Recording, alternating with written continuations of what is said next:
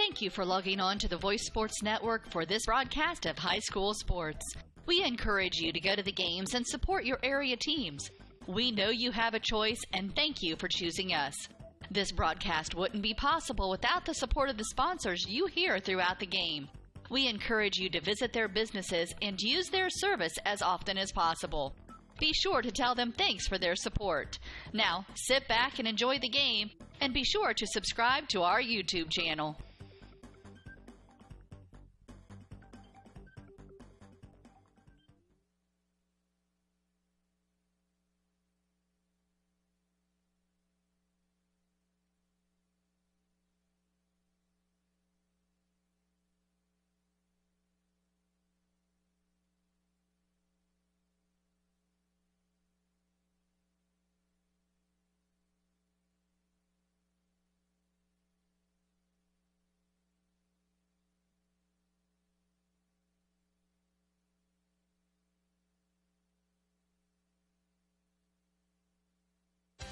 At First Bank of Bern, you can depend on us for checking accounts that fit your needs.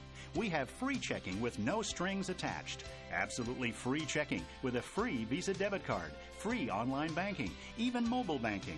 Stop by or call any First Bank of Bern office. We'll help you find a checking account that is perfect for you. First Bank of Bern, employee-owned and conveniently located. Visit us online at firstbankofbern.com. Member FDIC, Equal Housing Lender.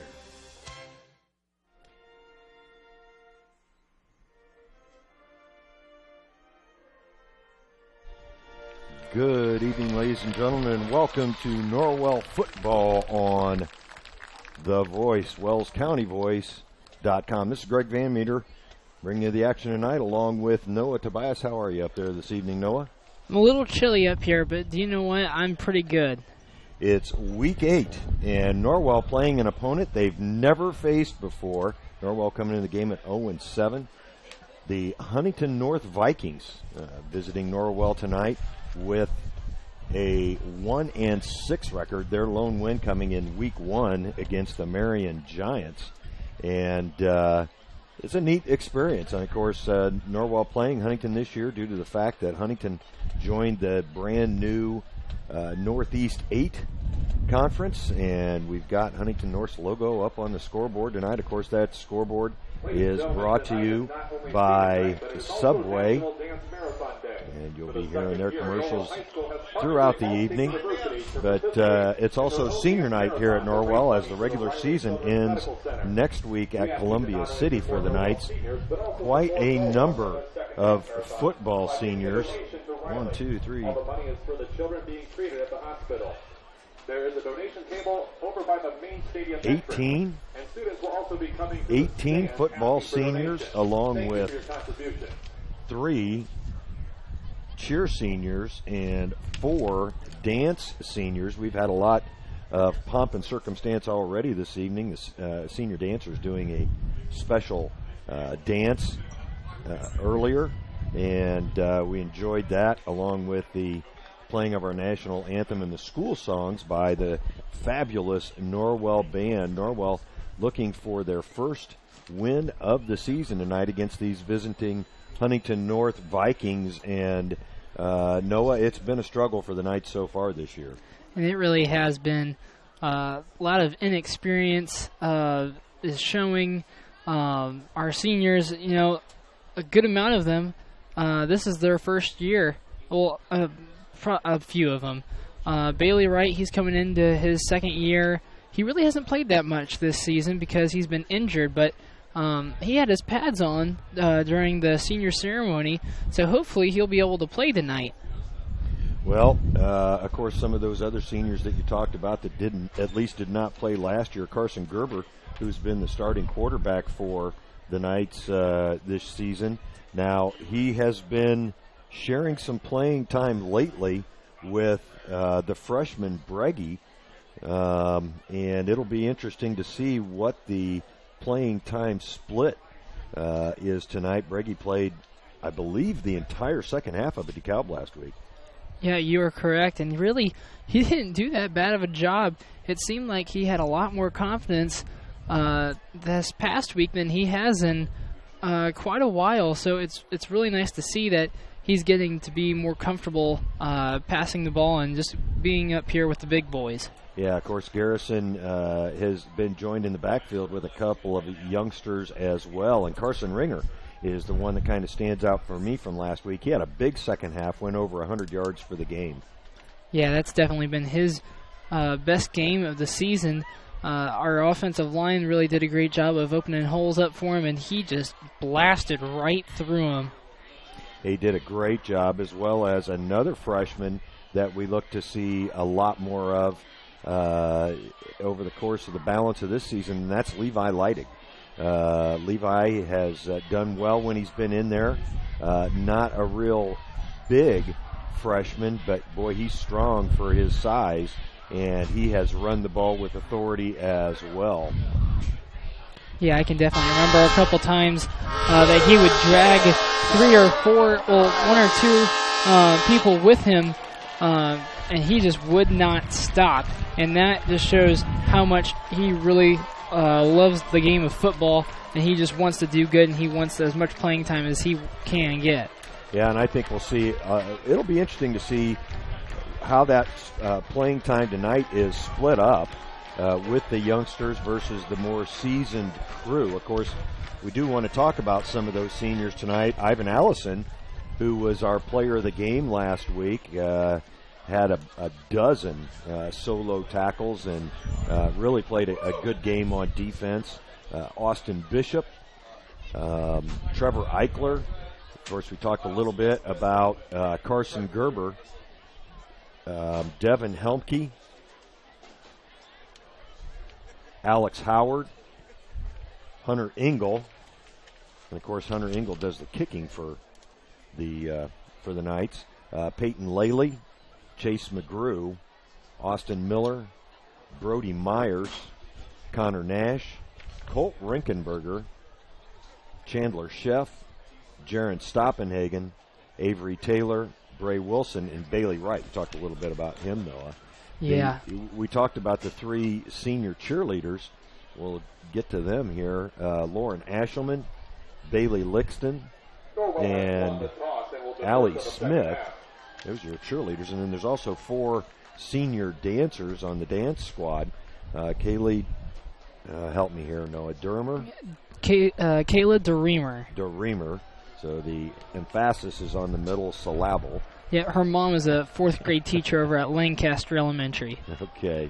And Kylie Gerber, as well as Autumn Hoover and Tiffany Sutherland. Well, we're not too far from the kickoff here. We'll take a quick break here from the University of St. Francis, which is apropos because I just saw Pearson Harnish enter the press box. We'll be right back with the kickoff after these words.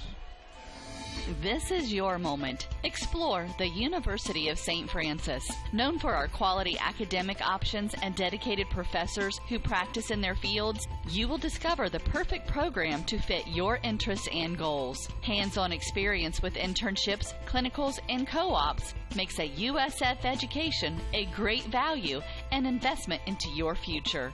Apply now at sf.edu.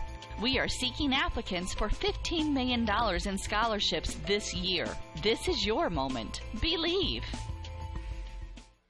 Well, welcome back to Norwell. Norwell will be kicking off to Huntington North as they go east to west into the sun with their offense. Here's the whistle from the official, and we're underway here at the courtyard. It's fielded at about the 10-yard line. Huntington North all in white. That's Alex McCutcheon with the ball. And he gets out to about the 24, I would say. We'll see where they spot it. Bryce Kelly on the tackle for the Knights. They're going to spot it right at the 25. So Huntington North takes over for their first series of the game. And I talked to Coach Gerber today, and I asked him, what are you really expecting out of this Huntington North offense? He said that he's expecting that they will definitely establish the run early, good amount of halfback dives and a couple of sweeps. You won't really see them pass all that much, but they'll definitely surprise you every once in a while. And there's going to be the first penalty of the game, and that's going to be on Norwell. Yeah. Looked like maybe First and 5 on the 31. I think Cole that was Lewison, wasn't it? Was it Cole Lewison that jumped offside? Maybe not. Lucas Long's the quarterback for Huntington North, taking the snaps. I think Bailey Wright jumped offside. All right. There we go. Long's looking to throw right away, and he's able to escape the pocket. The Knights had their hands on him. Looks like he's got first down distance as he's pulled down by Stoppenhagen. Long able to pick up the first down. Norwell with good penetration from the defensive line there, but he was able to escape the grasp of the would-be tackler. It's first and 10 from their own 37. We're just underway here. Beautiful fall evening, a little cool, a little nip in the air here at Norwell. Temperature right around 60 degrees. Not nearly as windy as it was last week, huh, Noah? Oh, my goodness. My back was frozen. Well, I'll tell you what, if that pass would have been just a little bit further off from Long, Trevor Eichler would have had a pick six, as he knew where the ball was going. Unfortunately for Huntington, the receivers didn't know where the ball was going. So it's second and 10 now for the Vikings. In the backfield with Long. Is that number 24, Noah? Is that Parker Thompson in the backfield with him? I can't tell. His shoulder is just straight towards me, so I'm not able to see his back. Yeah, it is. It is, yep. Oh, good penetration by the Norwell line, and Long's going to be dumped for about a 2, maybe 3 yard loss back at the 35-yard line. Trevor Eichler in there. Trevor being real aggressive here early on senior night. The last of the Eichler brothers. Yep, you got Jason, Alex, and then Trevor. Yep. All three of them were very good at football. Absolutely. Great football family. Tim and Lisa spent a lot of time organizing things and running the fundraising and the tailgating and so forth. And I think Tim actually comes out and paints helps. the field. Yep, paints the lines. Sure does. Long over the middle. That's completed to Zach Heel. He's close to first down. Number 8, Zach Heel. As I think Brody Myers brought him down. Tackle made by Brody Myers. And they did give him the first down. So they're moving the chains. The ball's spotted at the 42. First and 10 for the Vikings on the 47. Through one in St. Louis. The Cardinals lead the Cubs. First time they've ever met in postseason play. 1-0. Holiday driving in Piscotti. Piscotti hit a bloop down the right field line that bounced into the stands for a ground rule double. Noah being a Cubs fan, I got to keep him informed. Yes, sir. Long's going to be caught behind the line again. Long sack on the play. Drop of about 4 yards. yards. Chase McGrew got to him first. Good pursuit by another senior. We talked about Chase. He's been a part of this football program for 4 years as well, I believe. 2 years. 2 years. Yeah, his freshman year and his senior year. Second and 13 for the Vikings. Long in the shotgun. He'll hand it off up the middle, and that is Parker Thompson for a nice gain. He'll get all the way into Norwell territory at the 48, and it'll bring up third and about 5.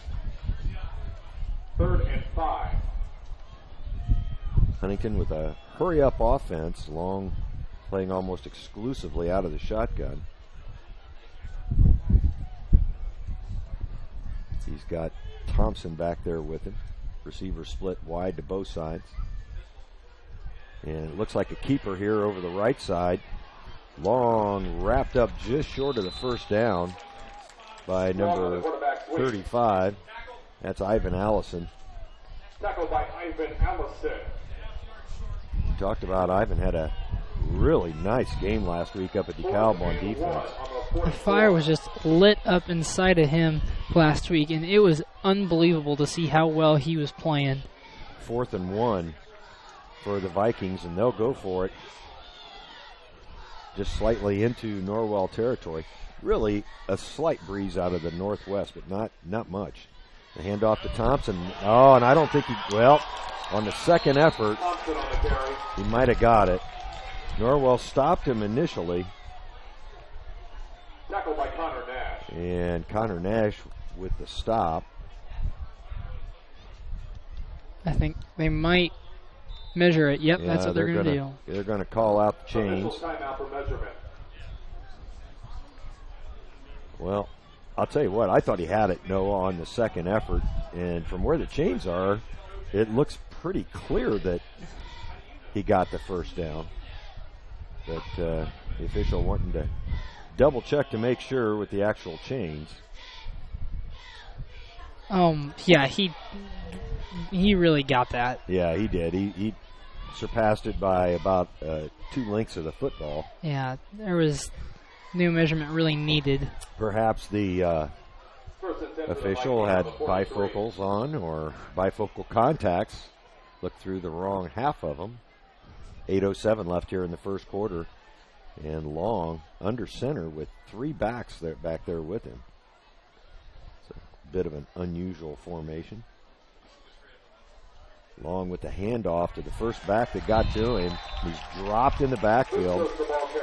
That was Brian Beeks with the carry.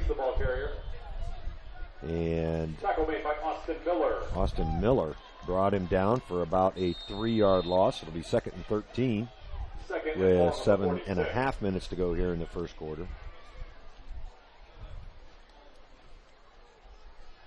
As Huntington looks to the sideline for the play. Definitely a different looking offensive set here on this set of downs for the Vikings so far. Long throws left. The throw is off, and nice catch. McCutcheon with a real nice catch on the left side.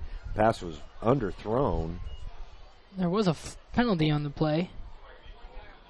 Well, we'll check it. It is holding, but it's on Norwell. So I'm guessing the Vikings aren't going to take that.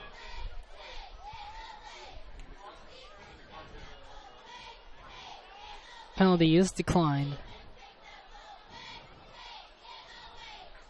It'll be 1st and 10 for the Vikings at Norwell 30.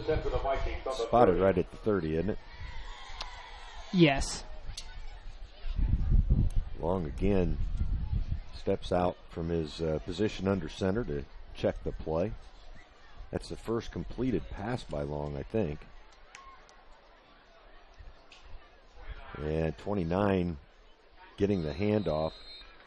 That's Logan McQuinn, 6 foot 1 inch, 225-pound senior. Bailey Wright on the tackle. Couple yard gain for McQuinn. 2nd and 8 on the 28.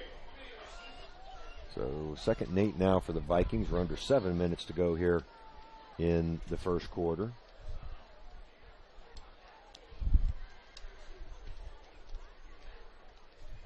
Long fakes one handoff, hands it off again to Brian Beeks, and Beeks plows through the Norwell line for a nice carry. They'll take it all the way down to the 23, 24-yard line, 3rd and 3 now for Huntington North, and they've been moving the ball pretty steadily downfield in this drive, the opening drive of the ball game. Eating up clock. You talked about it, Noah. They are very, very much a run-oriented team.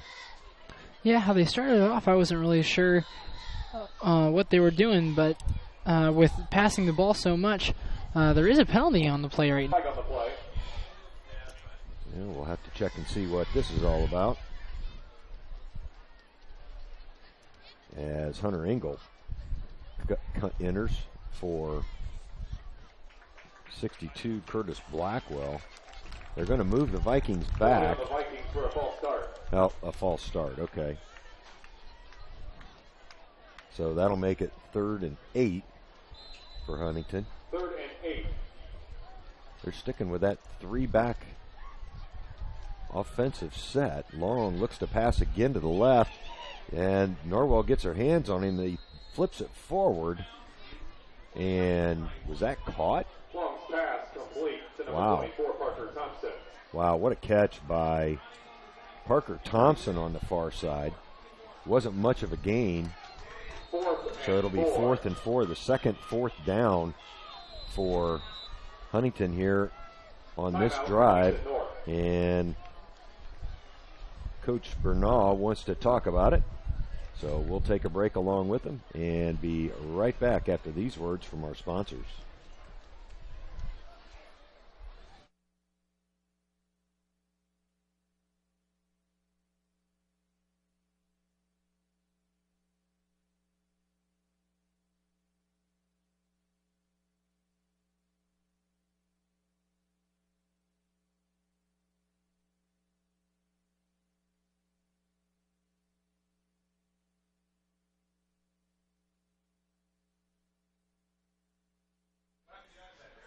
Another big 4th down play coming up here for the Vikings. 5:32 left in the first quarter, and Norwell really needs to hold them here, Noah. Yeah, this is really do or die time for the Knights. You don't want them to get any closer to the to getting a touchdown than what they already are. Long out of the shotgun, looks right. The pass is complete, and the first down and more is obtained by Jack Dowdy. Complete to number 1, Jack Doty. Doty, excuse me. That's Jack Doty out of the backfield. Complete. Pass incomplete. Intended for Houston. It was intended for Houston. Looking for his number. Is it 85? No, it's not 85. No, they don't have an 85. Second and goal. Oh, I'm sorry, 89. Yeah, there it is. Garrett Houston, a 6'5" junior. Second and goal for the Vikings. The rollout to the left. It's thrown up into the air and dropped again. Long pass incomplete. Again, Intended Houston. again for Garrett Houston. Garrett Houston not able to hold it in, or haul it in. Boy, and the St. Louis Cardinals with another Blute double, threatening in the bottom of the second with 2 outs. That's just crazy. Colton Wong this time. Third and goal now for the Vikings. They haven't moved since they got down inside the 10. They're at the 8, or 7, according to the scoreboard. Long rolling out again, and he's going to be dropped in the backfield. Long sack on the play by number 40, senior. Good play by Trevor Eichler to get to him and hold on to him. That'll bring up 4th down for the Vikings. Yeah, that was a great job by Trevor Eichler. Even though he couldn't finish him off, he held on as tight as he could to his ankle. About a 9-yard loss, and so the field goal team out there for the Vikings, I believe that's Jacob Vinson that's going to attempt the field goal. It'd be a 33-yarder from where they're at, right in the middle of the field. Vinson's kick is up. It's long enough, but it's wide left, and Huntington does not score on their first possession. Norwell will take over at about their own 16-yard line, excuse me.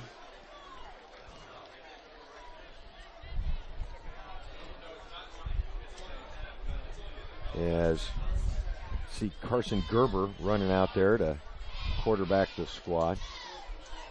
They're going to spot it at the 20 as counting it as a touchback. So I didn't realize they did that, no. I had absolutely no idea they would do that either. Missed field goal. So Norwell takes over at their 20. Gerber hands off inside. Carson Ringer on the carry. And Ringer got one, maybe 2. We'll call it a long one. Second and 8 on the scoreboard. 3:55 to go here in the first quarter. Boy, that was a long first drive by Huntington North. They ate up just a touch over 8 minutes off the clock here in the first quarter. Yeah, Norwell's going to have to go a long ways to get back to their touchdown. This time Gerber's going to keep it himself over the right side. Got some room to run and a nice gain as he's out of bounds on the far side. That'll bring up 3rd down. And about 5 yards, just under 5 yards. Ball spotted just across the 25. 3rd and 4. A distinctive fall sky out there. The heavy clouds. Awfully pretty, really. Streaks of color through those gray clouds. The clear sky showing as well. Gerber back to pass and tried to get it out there to number 88, Colt Rinkenberger, but it was a little short. That'll bring up 4th down, and I'm guessing it'll bring out the punt team. 4th and 4.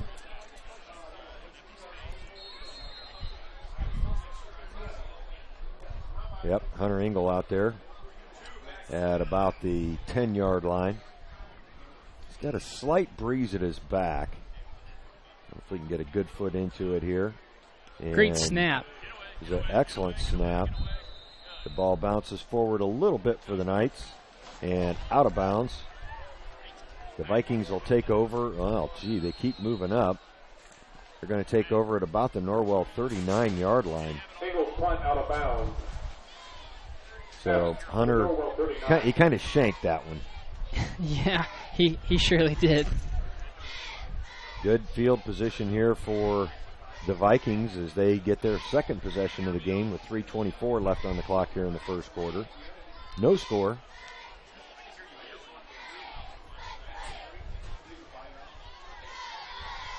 Lucas Long, the quarterback for the Vikings. With them calling the plays in from the sideline. You know, if you're trying to run a hurry-up offense, it certainly doesn't lend itself to that. Yeah, really a hurry-up offense. It's a lot quicker. They're just in their formation already. Poorly thrown ball by Long was... Long pass, incomplete, intended for Johnson. Broken up by Nash. Yeah, Connor Nash had both hands on that ball, just wasn't able to haul it in. The pass was well behind the intended receiver. And it'll bring up 2nd and 10 for the Vikings. Long thrown a lot. Yeah, I'm really surprised. I mean, he hasn't really... I mean, he's shown a little bit of positive yards with the passing, but really that's all due to his receivers. He hasn't really thrown the ball all that well. This time on the handoff to Thompson, he's able to gain about 4. Ball will be spotted at about Norwell's 35-yard line. 3rd and 6 for the Vikings. But definitely, where they're getting their yards is definitely the running game. Mm-hmm. Yeah, they're throwing a lot. They're just not getting a lot out of it. And that's going to be a penalty on somebody. Looks like Easton on the far side with some significant movement. That'll move them back 5 yards and make it 3rd and 11. 3rd and 11 on the 40. A couple of times that they have tried to run to the outside, it really hasn't worked all that well for them. You can usually either Trevor Eichler or Bailey Wright on the right side will usually get to him pretty quickly, but when they go through the middle, they're usually getting about 4 or 5 yards. Oh, go boy, great play. Bailey Wright. Bailey Wright blasting through the line and dropping Lucas Long for about a 6-yard loss. That'll bring up 4th and 17 for the Vikings. Boy, big play there by Bailey Wright. He was back there before Long even knew what hit him. 2:04 left here in the first quarter. Is that their punting formation? No, they've had that full set backfield for okay. I didn't the see last couple of series. Yeah, I didn't see Long under the center. And Long keeps it rolling right, going backwards. There's a little screen pass, and the receiver's going to be dropped by Eichler in Norwell territory. Norwell will take over there.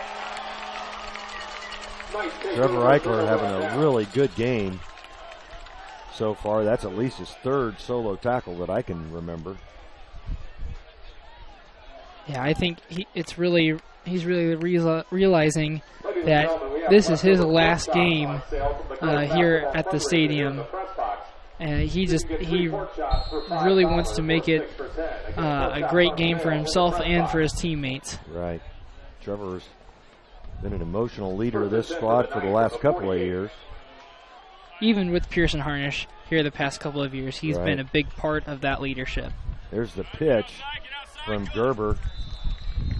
That was, I believe, Ringer on the carry. Picked up maybe a yard. For the Vikings, it was McQuinn on the tackle. Logan McQuinn. 2nd and 9 for the Knights. Minute 19 left in the quarter.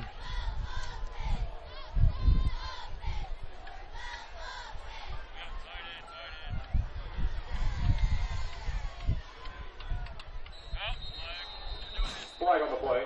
Well, there's a penalty flag, and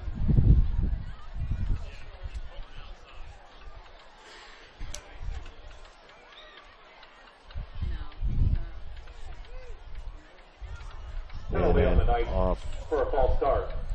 Motion penalty on the Knights will move it back and make it 2nd and 14. That's going to be the 3rd penalty on the Knights this game so far. Well, in St. Louis, they're through 2.5, and Lackey's got a no-hitter going, although Jason Hayward made a diving catch to save it on Addison Russell. Cardinals lead 1-0. 2nd and long on the 44. Gerber working the right side, keeps it, and Carson Gerber keeps it on the option. I don't know if he got any yardage there or not. Yep, they're going to give him about a half a yard. Tackle made by Curlis. That'll bring up 3rd, and we'll continue to call it, well, I guess they changed it to 13 on the scoreboard. Under 30 seconds left here in the quarter. No score as Bray Wilson runs the play in. I don't know if he'll get this last play in or not. He 14 should. seconds. Yeah, I think they'll get it off. The play clock is just barely ahead of the game clock, so if they want to avoid a penalty, they will. Gerber from the shotgun, back to pass, over the middle. It's picked off. Not sure where he was throwing that one, but the pass was intercepted by number 53, Jack Curlis. That wasn't near either one of the receivers that were going over the middle. That'll be the first turnover of the game. It's on the Knights, and Huntington North will start the 2nd quarter with the ball. We'll take a break here from a couple sponsors and be back with the action after these words.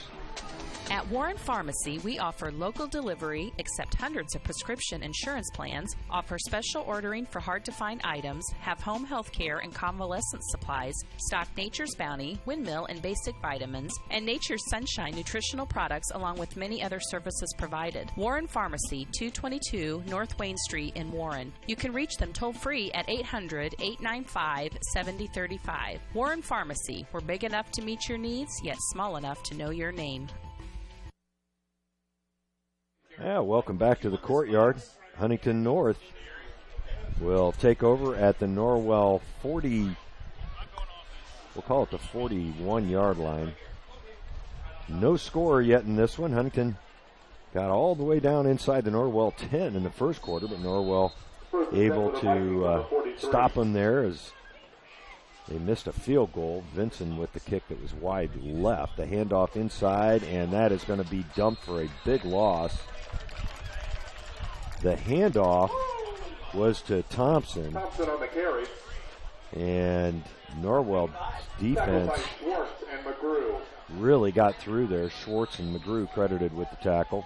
That'll bring up 2nd and 13. Ball spotted at the 45-yard line.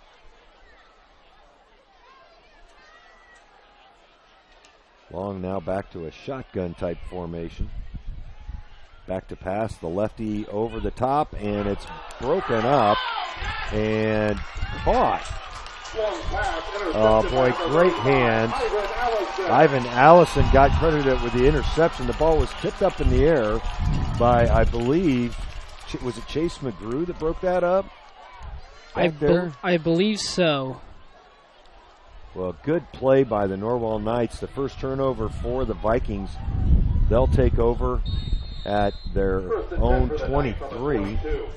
22. It was either Chase McGrew or Connor Nash. Might have been Connor Nash. I think it was Connor Nash. Yeah, but the receiver was well covered, and Long tried to force it in there.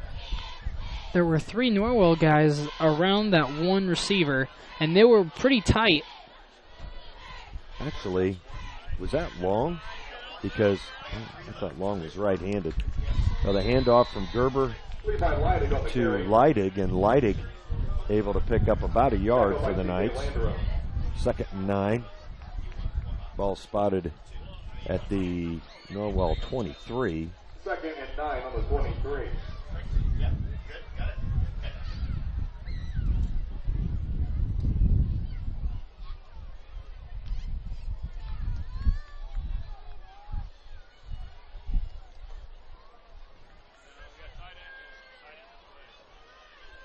Yeah, Huntington North did switch quarterbacks. Yeah, but we'll have to figure out who it was. Norwell's going to have a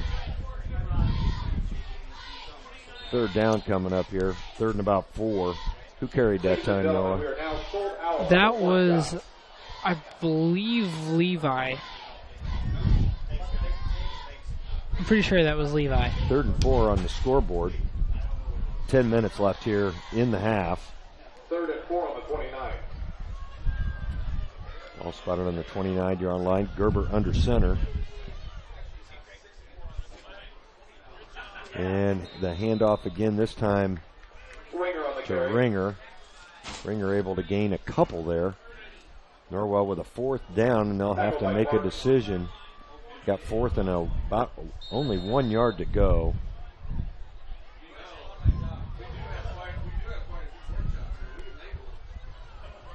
And they're going to punt away. Yeah, I think that's probably a good call. It's pretty deep in their own territory to not punt. Engel back there, another good snap. He gets a better foot into this one. It's going to take a nice Norwell bounce as well and be out of bounds. Good kick by Hunter.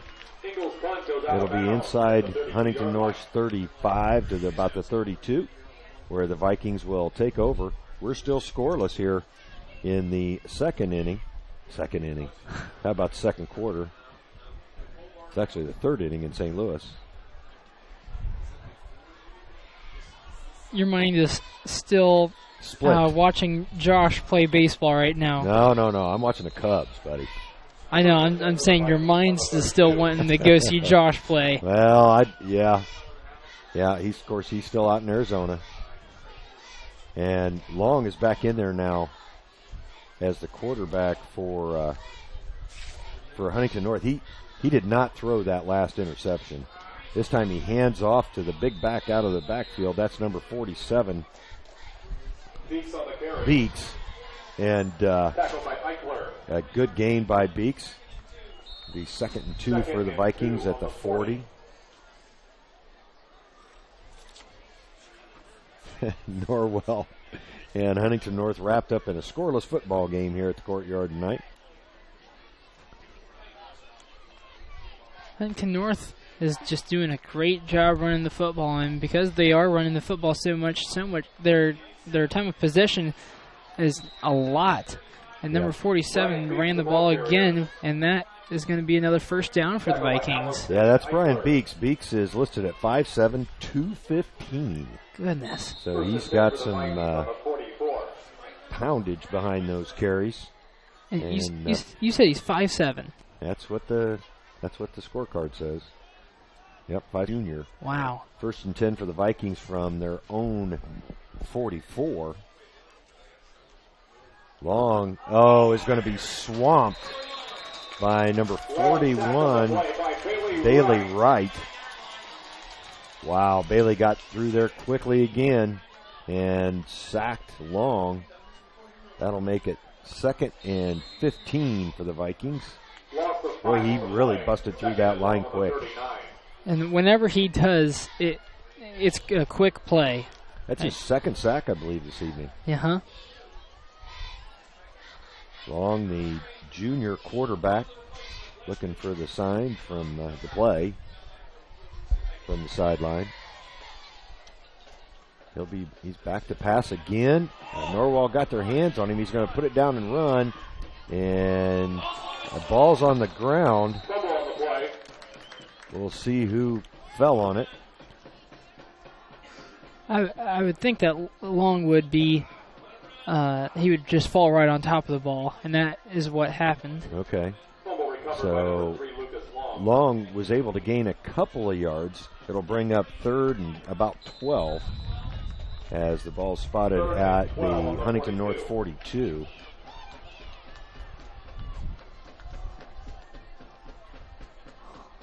I don't get the whole idea of they shout a couple of play calls and then stop. And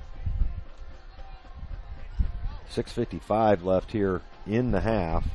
They're taking the same amount of time as it would if they went back into a huddle, but they're still in their formation when they're just calling the play out. Well, and they'll call a timeout to sort things out while they figure out what they want to do. We know what we want to do. We want you to hear from a couple of our sponsors. We'll be back after this word from Masterson's. Great. I've got to walk by dresses, then hosiery, then women's fine clothing. Where are the men's clothes? Men, does this sound familiar? Team left Norwell 2 here in the first half. Long back to pass, looking downfield. Oh, and it's through the hands of the Norwell defender. It's hauled in by number 1, Jack Doty, and he'll take it to the house. A 58-yard touchdown pass for Lucas Long, and that puts the Vikings on the board first. They lead 6-0 with 6:40 left on the clock here in the second quarter. Vincent out to attempt the point after. Vincent on for the Vikings, and that kick is good. And it'll make it 7-0 Huntington. Ah, boy, you just, I don't know whose hands that went through, Noah, but that ball should have been picked off. It really should have. And then also, when the wide receiver was going downfield, Connor Nash, he attempted a very poor tackle. He went so high, and he basically whiffed. He got a little hand on his jersey, but he should have went a lot lower. He had absolutely no chance. Well, Norwell will receive the kick. They'll be going east to west on this drive. Vincent, his kick looked much better that time than his first attempt on the field goal.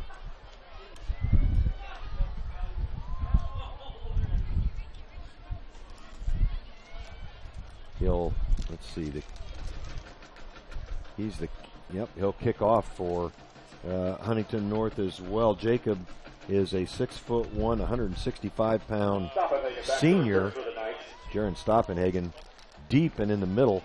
He's at about the 8-yard line.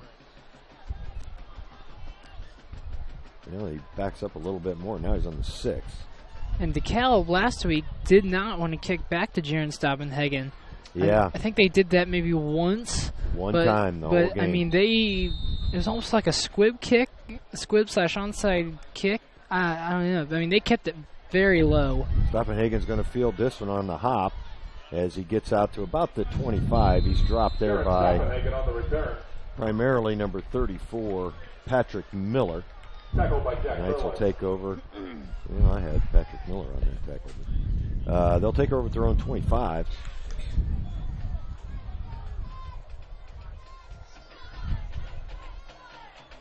And Norwell trying to answer the Huntington North score here with 6:35 left in the half.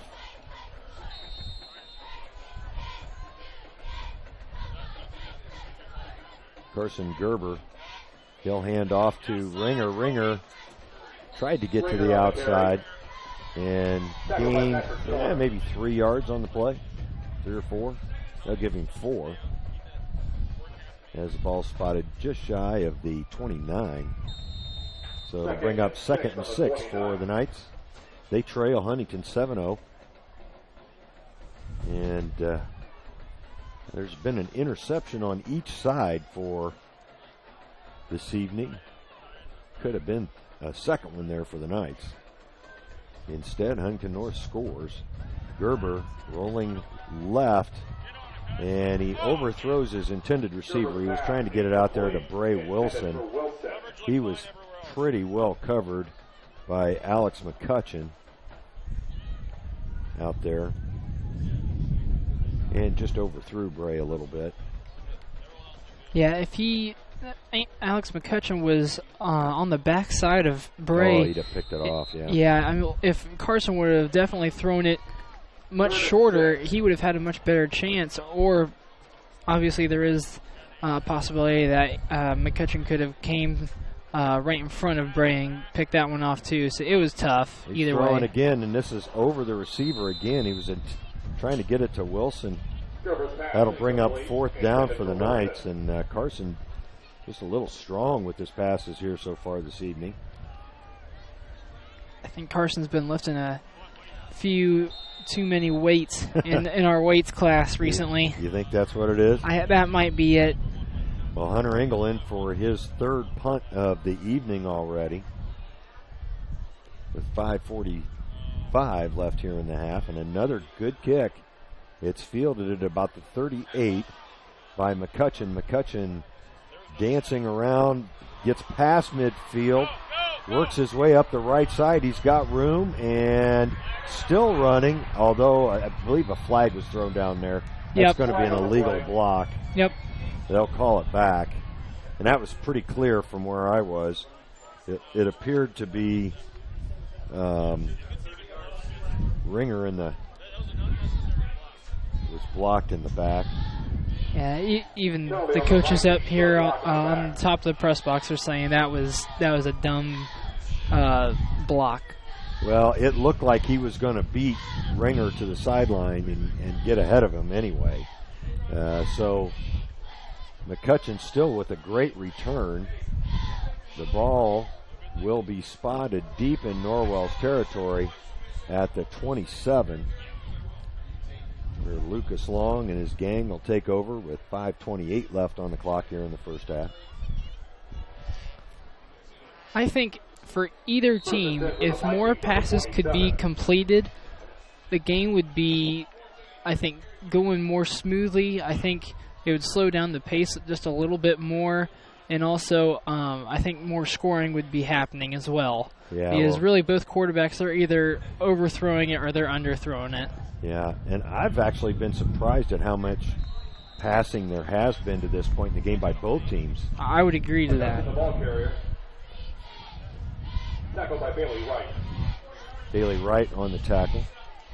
That was Thompson on the carry.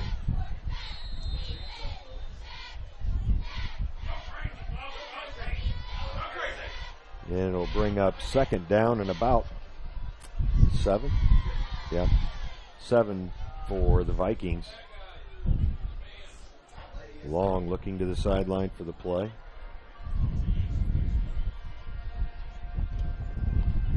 And he'll throw it again, this time over the middle and way underthrown. McCutcheon's pass incomplete. Oh, that's McCutcheon quarter? Yeah, that's the lefty, isn't it? Yep. That's McCutcheon in there playing quarterback now. That's the 2nd time he's been taken over for Long. They might be experimenting a little bit with the passing. 3rd and 7 now for the Vikings. And McCutcheon, of course, McCutcheon is number 2. Long's number 3. And to be honest with you, their numbers just like, the only way I knew it was McCutcheon was when he threw with his left hand. He's going to run it this time as he tries to get outside.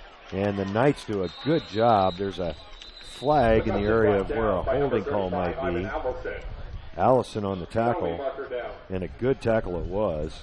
He got very low, and it was straight at the legs, and you can't get any better than that. Yeah, it's going to be a holding call. We'll see what they take here. Flag was thrown right at about the same spot as where the tackle was made, so Knights are going to accept the penalty and back up the Vikings. It'll remain 3rd down. And a bunch, about 16, 17 yards for the Vikings. 3rd down, 4.5 minutes left here in the half.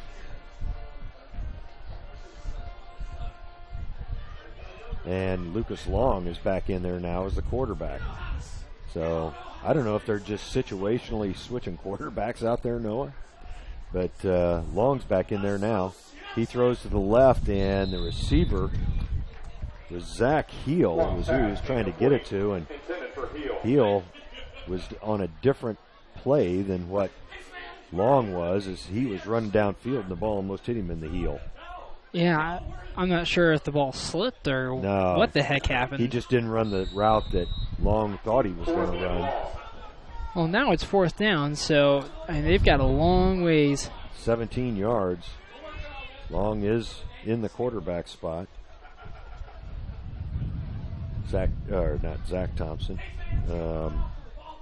It's Parker Thompson that's back there with him.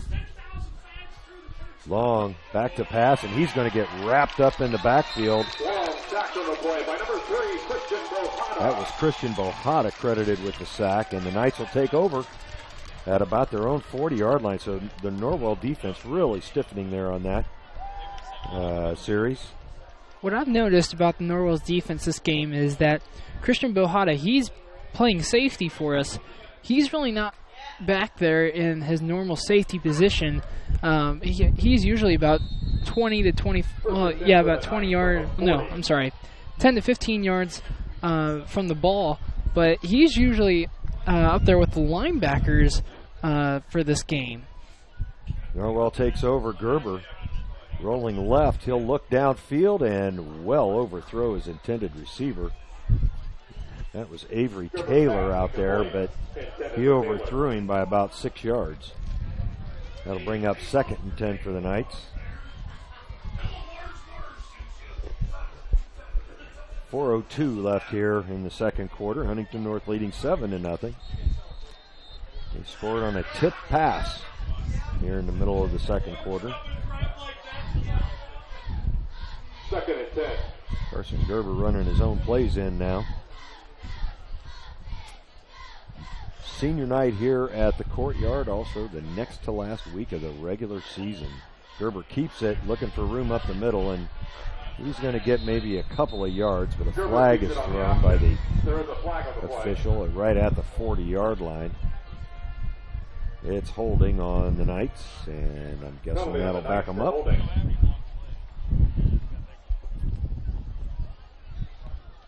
Well, now, it's declined by the Vikings, so that'll bring up 3rd down. Instead of being 2nd and long, it'll be 3rd and 7.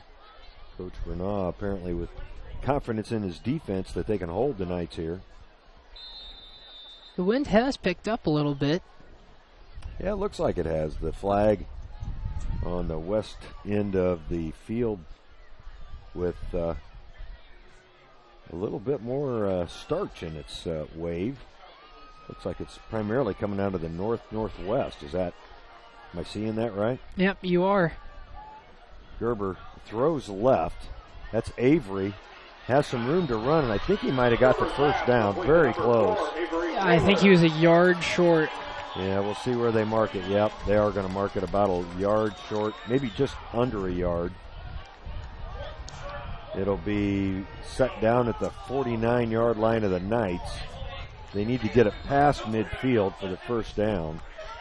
4th and 1 on the 49. And boy, you got to go for it here, don't you, Noah? Yeah, you would think so. Just maybe a little punch play. But I'm not really sure. Maybe they would try another screen pass, but I would surely doubt it with how we're looking passing-wise. There's the handoff, and I think he got the 1st down before his Yep. forward motion was stopped. That was Bailey Wright on the carry. You don't see him back there too often, but he's big and strong. Yeah, and he picks up the first down for the Knights. And he is a tank. I mean, you see him plowing through the offensive line when he's playing defense. You don't want him coming after you. Well, he gained the first down plus about a yard, so the Knights continuing this drive.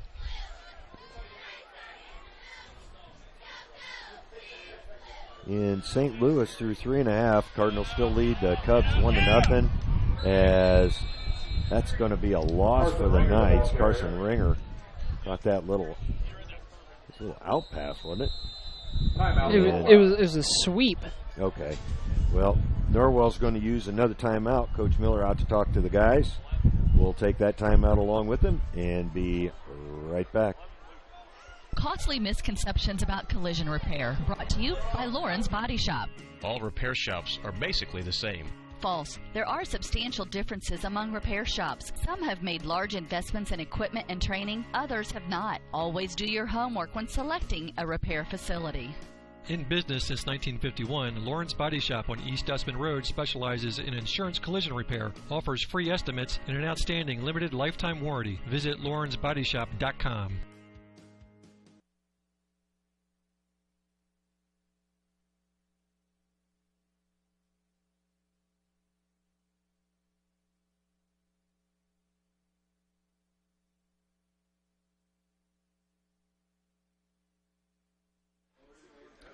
Welcome back to the courtyard. 3 minutes even left here in the half.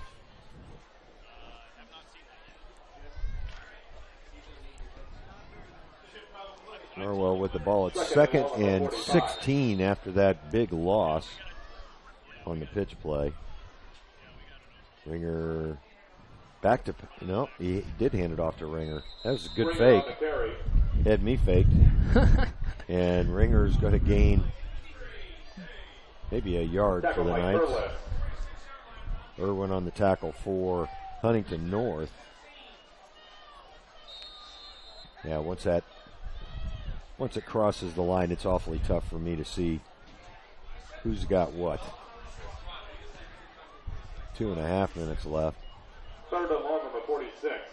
Your eyes have just seen too much football. Yeah, well, yeah. Both teams with one timeout left here in the half.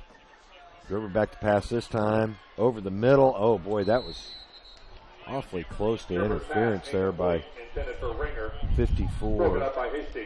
Colton Hasty. That'll bring up another 4th down for the Knights. They just haven't been able to get any kind of offense going here this evening. Hunter Engel's going to punt again. So 5 possessions, 4 punts, and an interception for the Knights to this point.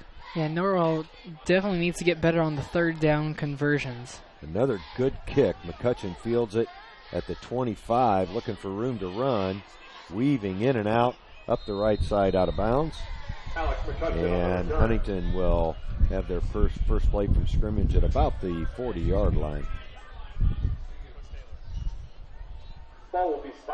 Junior for Norwell, Curtis Blackwell, is definitely going to have a busy day tomorrow. He's going to go to Michigan and watch Michigan play Northwestern during the daytime, and then at night he's going to be at Toledo, and he's going to watch another football game. Wow. He's been invited to both of those games, and he's just going to be worn out tomorrow. Yeah, that'll be a long day after playing tonight.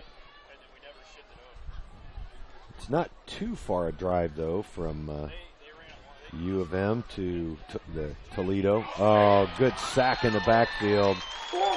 Again, Trevor Eichler hauls down Long for a big loss. That'll make it 2nd and 19 for the Vikings. Eichler again exploding through. 30.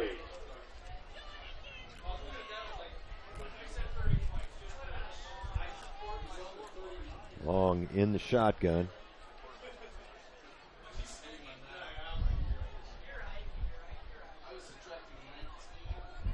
A minute 20 left here in the quarter. Long looking long down the field, and he overthrows his intended receiver, Alex McCutcheon. That'll bring up 3rd and 19.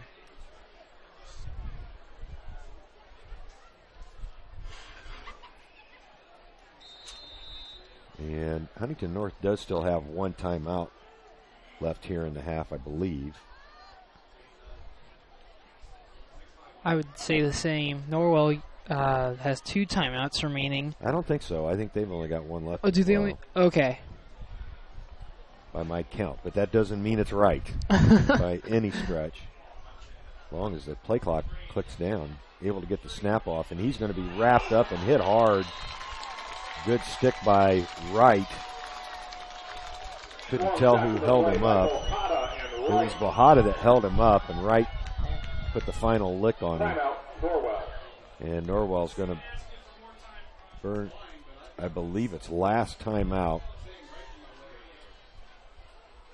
We'll take a break with the Knights trailing here, 7-0, 1:04 left in the half. We'll be right back. Troxel Equipment offers a full line of John Deere equipment. Troxel Equipment features a large inventory of all makes and models of pre-owned equipment that has been well maintained and ready for service. Most of Troxel's pre-owned equipment was traded in from owner-operators. Be sure to ask about our certified pre-owned units. Troxel Equipment has the ability to customize your financing, lease, or installment contracts to meet your cash flow needs. Visit any of our 3 locations in Bluffton, Huntington, or Wabash, or check out our website for our inventory of new and pre-owned equipment. Troxel Equipment, the dealership. So, Nash did the right thing. Norwell with the chance here. Good timeout by Coach Miller with 1:05 left. They'll take over at the Huntington North 42. They've had a heck of a time moving the football to this point. Gerber back to pass, drops deep, goes right and just out of the reach of Rinkenberger. Yeah, Carson Gerber just did a 6-step drop, and he didn't necessarily need to drop that far back. Bring up 2nd and 10 for the Knights as the clock is right at an even minute left here. The Knights trail the Vikings 7-0. And Gerber, I'm not sure whether he's completed a pass yet this evening. I don't believe so. 2nd and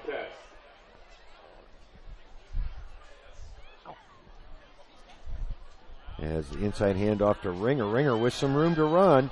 He's out close to a first down over the left side. Excellent blocking by the Norwell offensive line. 45 seconds. There they stop the clock.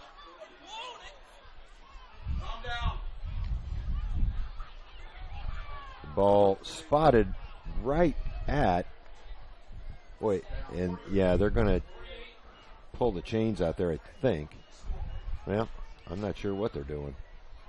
They're putting more time on the clock. Oh, and they're also... Yeah, I thought they're checking. It was awfully close to a first down. They did add 3.5 seconds to the clock, 48 on the game clock.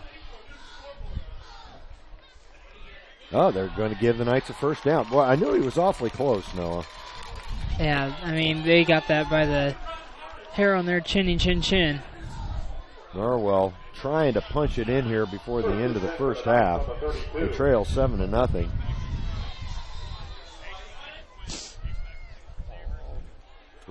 Gerber back to pass again. Looks over the middle. He's got a man open. That's Wilson. Wilson trying to turn it upfield.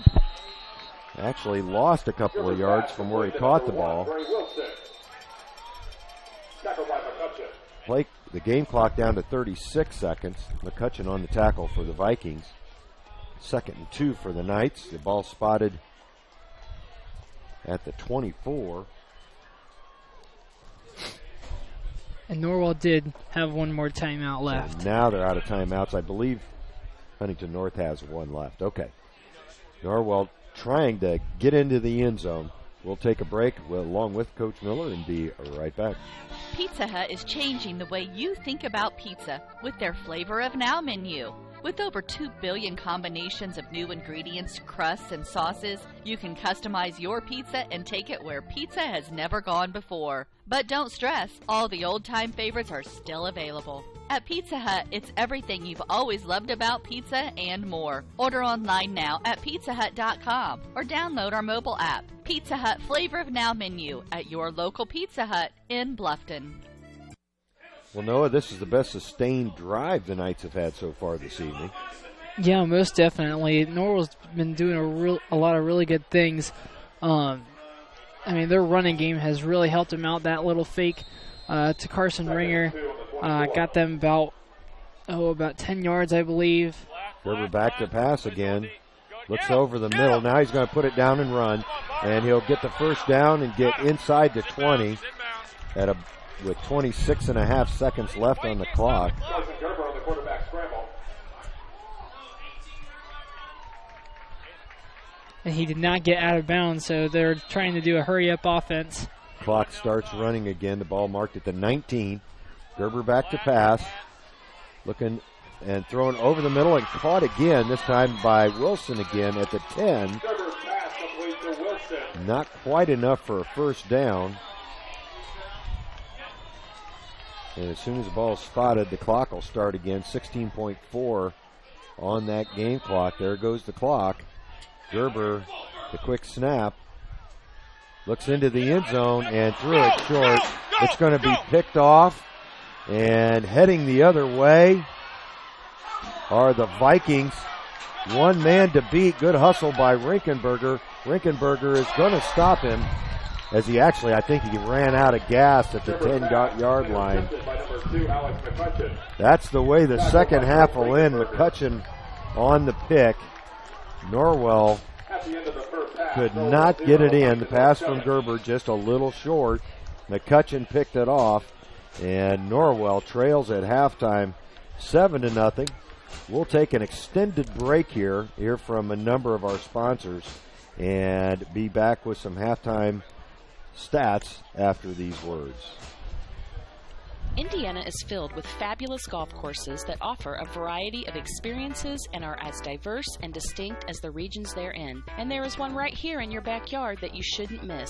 Green Valley Golf Club, located at 2635 East, 150 North in Bluffton. You deserve a little time on the greens, so book your tee time, brush off your spikes, and get ready to play. Green Valley Golf Club, located at 2635 East, 150 North in Bluffton, just east of the Stone Quarry.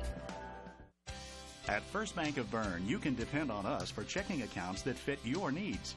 We have free checking with no strings attached. Absolutely free checking with a free Visa debit card, free online banking, even mobile banking. Stop by or call any First Bank of Bern office. We'll help you find a checking account that is perfect for you. First Bank of Bern, employee-owned and conveniently located. Visit us online at firstbankofbern.com. Member FDIC, equal housing lender.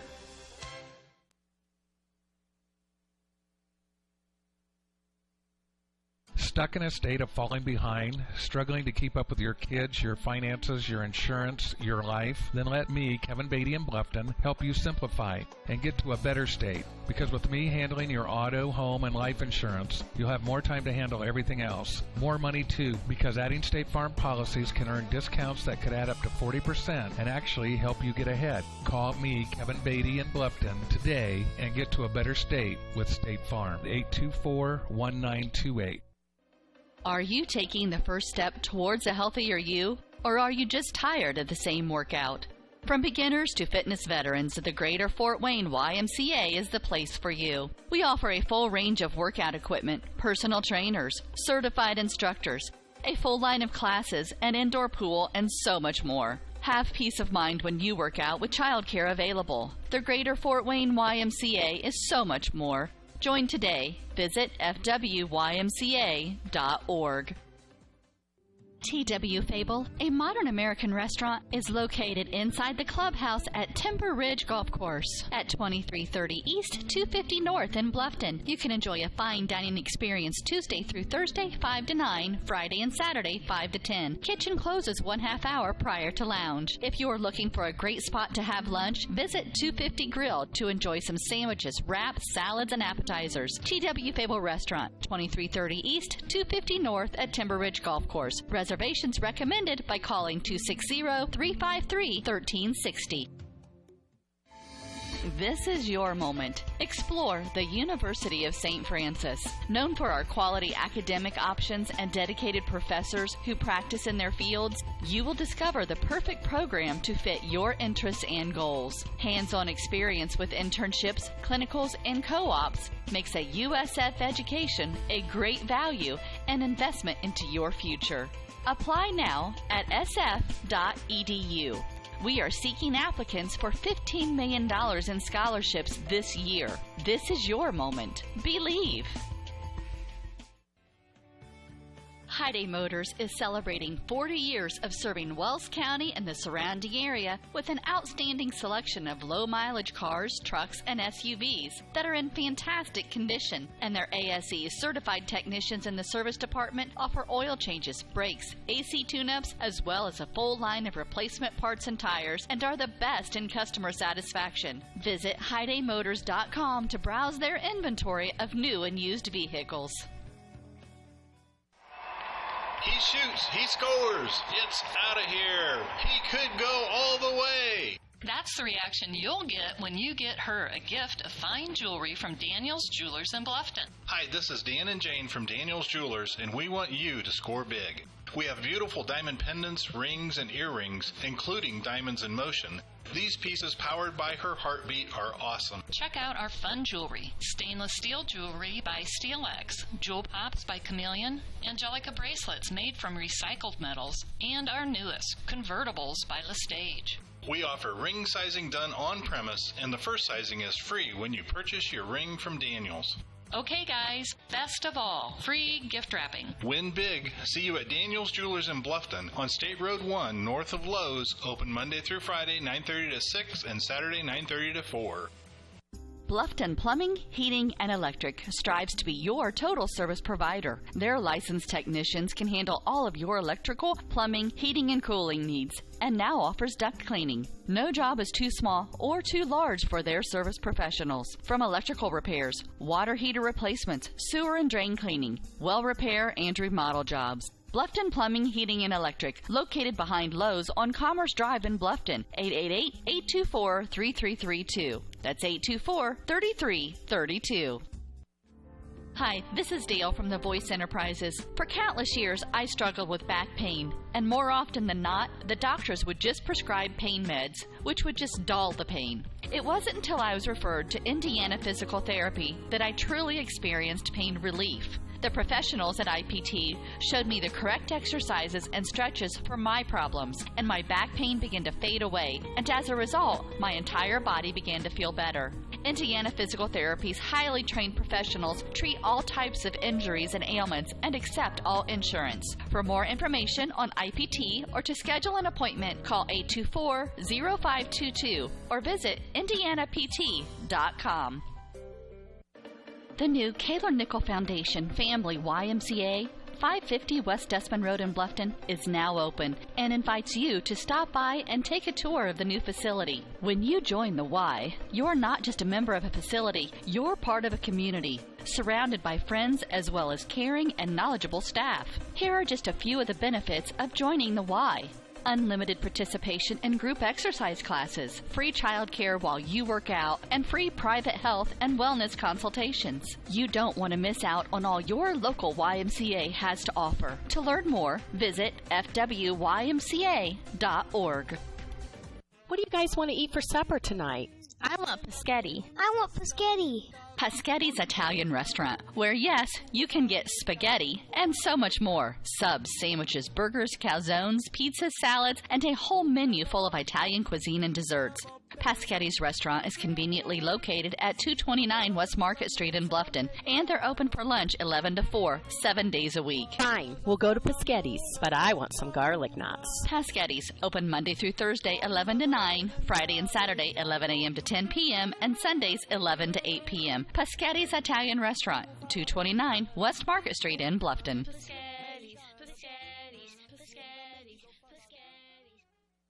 It took Subway restaurants to do flatbread sandwich great, fresh roasted until its flavor reaches the towering peaks of Mount Delicious. You may have had other flatbread, but once you sink your teeth into this appetite-busting mountain of flavor, you'll know this is the real deal. Get any of your Subway favorites on our full-flavor flatbreads and let your taste buds sink into the delicious depth of goodness. Subway of Bluffton, eat fresh with 2 locations to serve you in North Main and inside Walmart.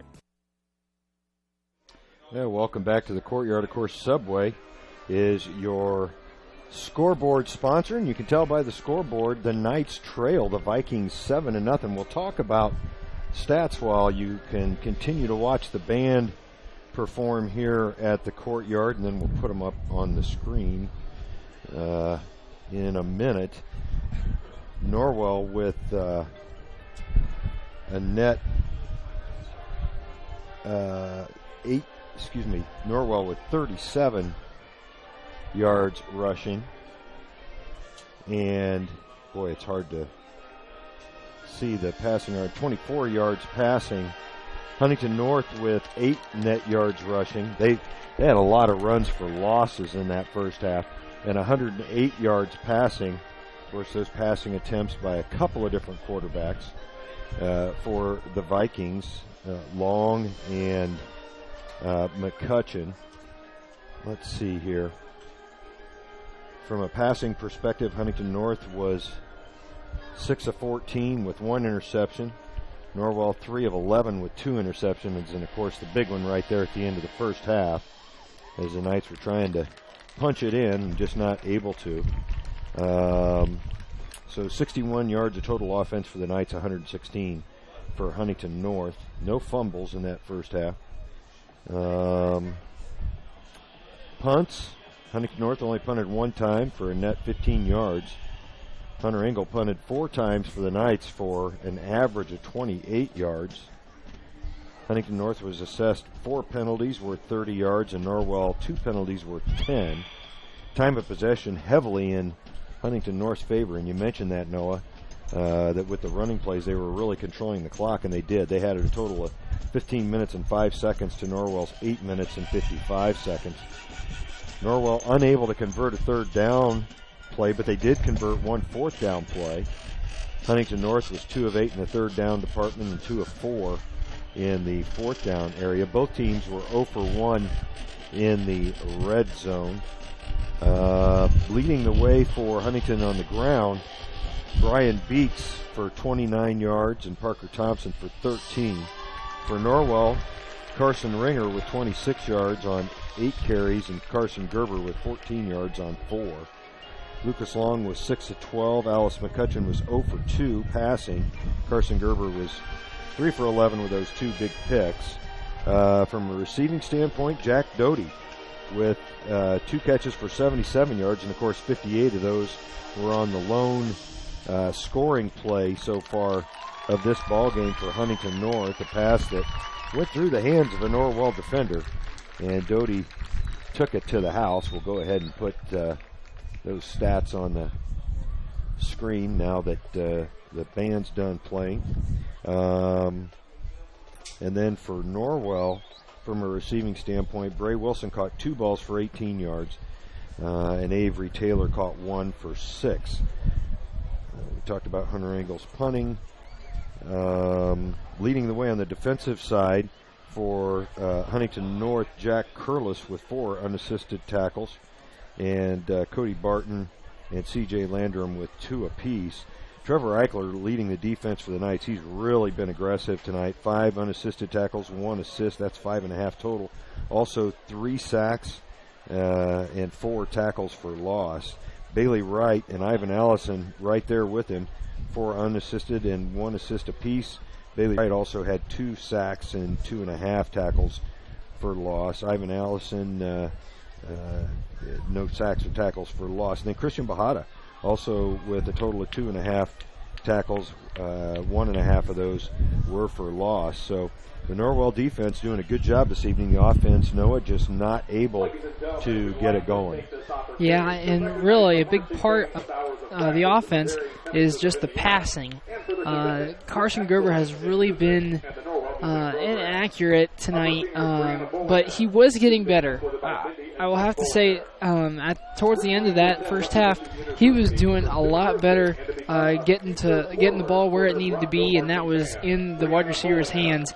At the beginning of the first half, he was overthrowing about everything. Yeah, he was. That was just really tough on our offense because Coach Miller, he really called a good amount of passing plays, and so did the Huntington North coach. And we were both surprised that they were doing that because really both teams were running the ball pretty decently. Yeah, Norwell threw it 11 times. Yeah, and Huntington North 14. Yeah, and so, I mean, who knows what we're going to see in the second half. I mean, maybe Carson Gerber is just, he just needed that little confidence booster and just kind of get on a little roll. Hopefully that was just it, and hopefully we'll see a lot more of that here in the second half. Well, Coach Miller brought Garrison Breggy out to start second half last week in DeKalb, so it'll be interesting to see how they align. We'll go ahead and let a few more commercials run while the senior band members are introduced, and we hope that maybe you recognize somebody on the track this evening. We'll take a break and be back with the second half after these words.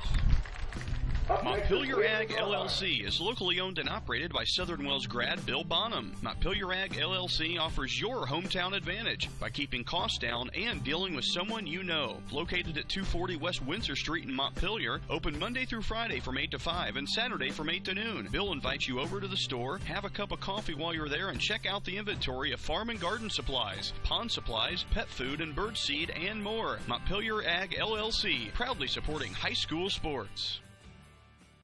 Bluffton Roofing Incorporated prides themselves on developing a long-term relationship with their customers, listening to their needs and suggesting the proper course of action, be it preventative maintenance, repair, or replacement.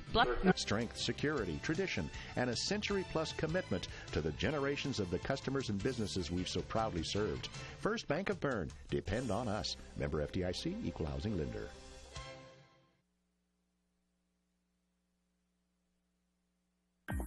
For over 30 years, Dewey Soft Water and Appliance, located at 231 North Wayne Street in Warren, has been selling and servicing appliances for your home. They feature Maytag appliances, Pentair water softeners, and Aquaflow reverse osmosis systems to make your home's water clearly better. And when you purchase from Dewey's, the experienced professionals will deliver and install it properly and test it in your home so you can have peace of mind. They also have salt and bottled water delivery service available. Dewey Soft Water and Appliance. Call 1-800-356-4440. That's 800-356-4440. Dewey Soft Water, who reminds you, if troubled, try prayer.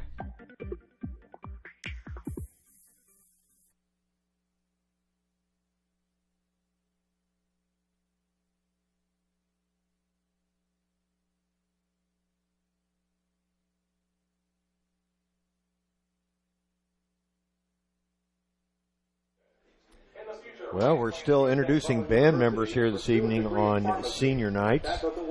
We hope you appreciate our video sponsors as well.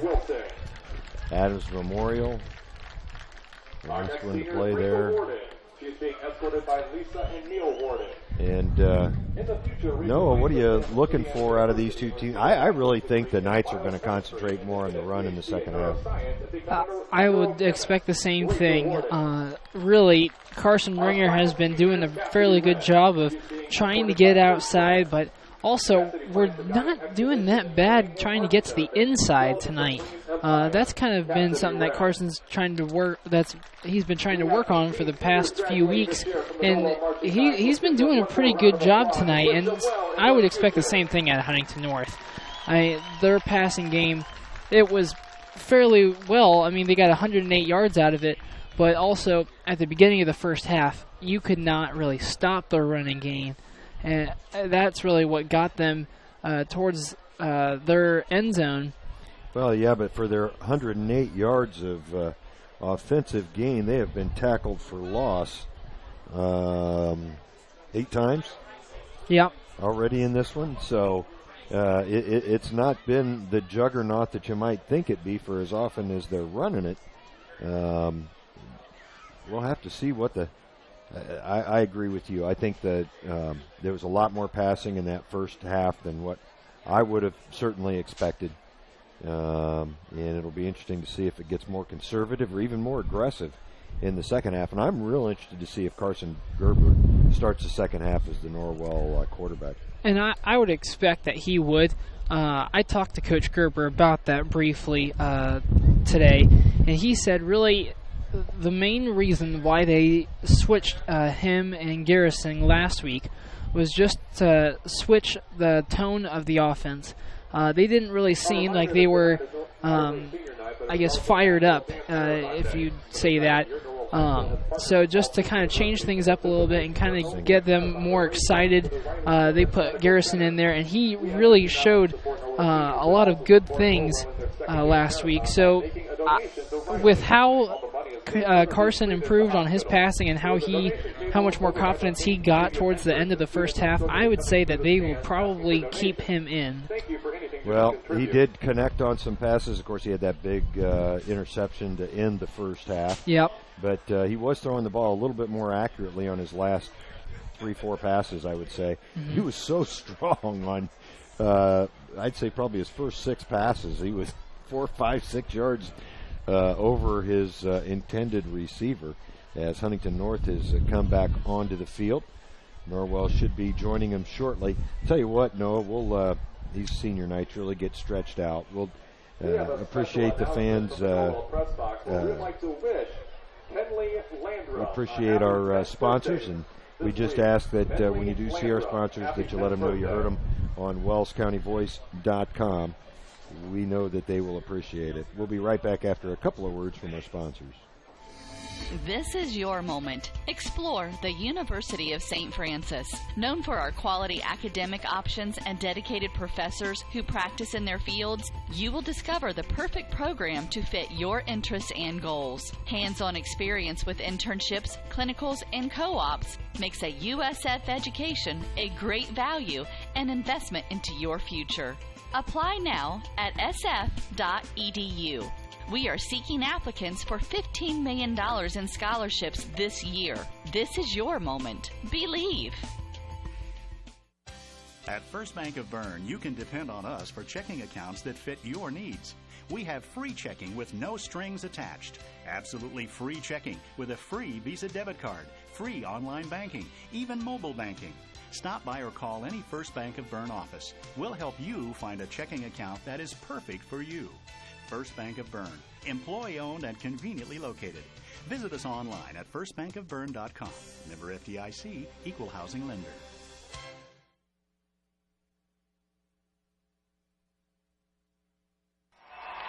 He shoots, he scores, it's out of here. He could go all the way. That's the reaction you'll get when you get her a gift of fine jewelry from Daniel's Jewelers in Bluffton. Hi, this is Dan and Jane from Daniel's Jewelers, and we want you to score big. We have beautiful diamond pendants, rings, and earrings, including diamonds in motion. These pieces, powered by her heartbeat, are awesome. Check out our fun jewelry. Stainless steel jewelry by SteelX, Jewel Pops by Chameleon, Angelica bracelets made from recycled metals, and our newest, convertibles by Lestage. We offer ring sizing done on premise, and the first sizing is free when you purchase your ring from Daniels. Okay, guys, best of all, free gift wrapping. Win big. See you at Daniel's Jewelers in Bluffton on State Road 1, north of Lowe's. Open Monday through Friday, 9:30 to 6, and Saturday, 9:30 to 4.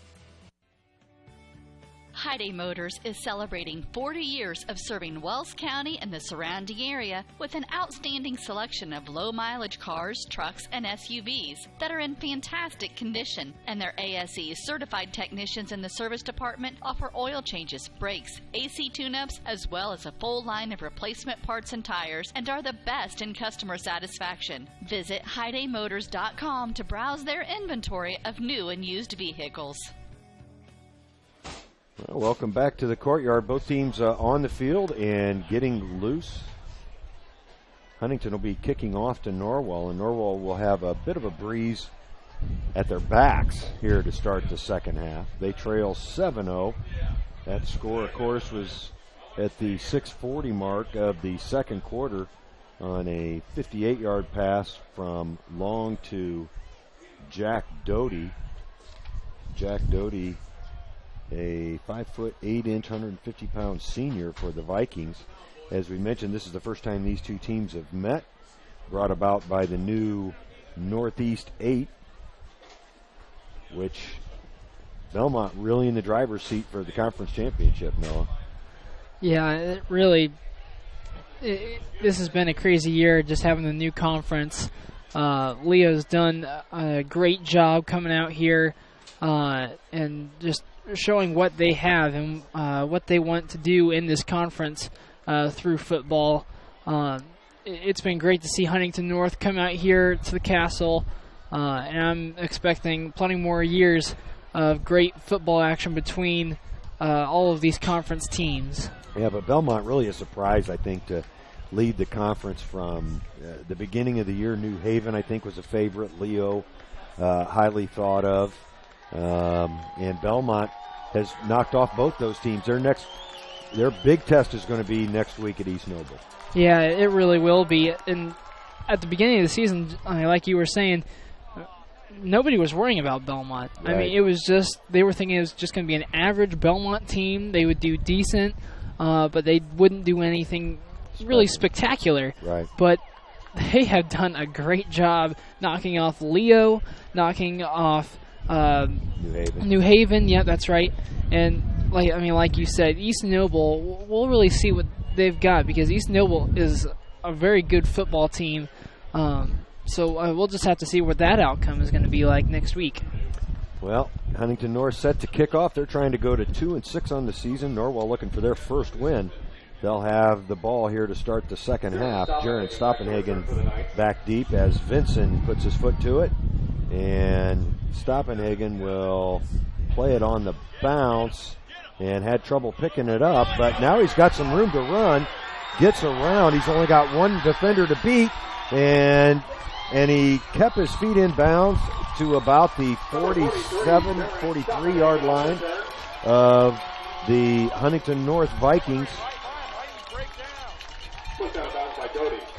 Doty able to get Stoppenhagen out of bounds. And isn't that amazing, Noah, how that works? Lots of times a fumble or a mishandle of a kick will mess up the timing of the defense. Oh, yeah, most definitely. I mean, it gave him a couple extra seconds to really think about it. And also, it gave the kickoff guys enough time to think about it, and they just think too much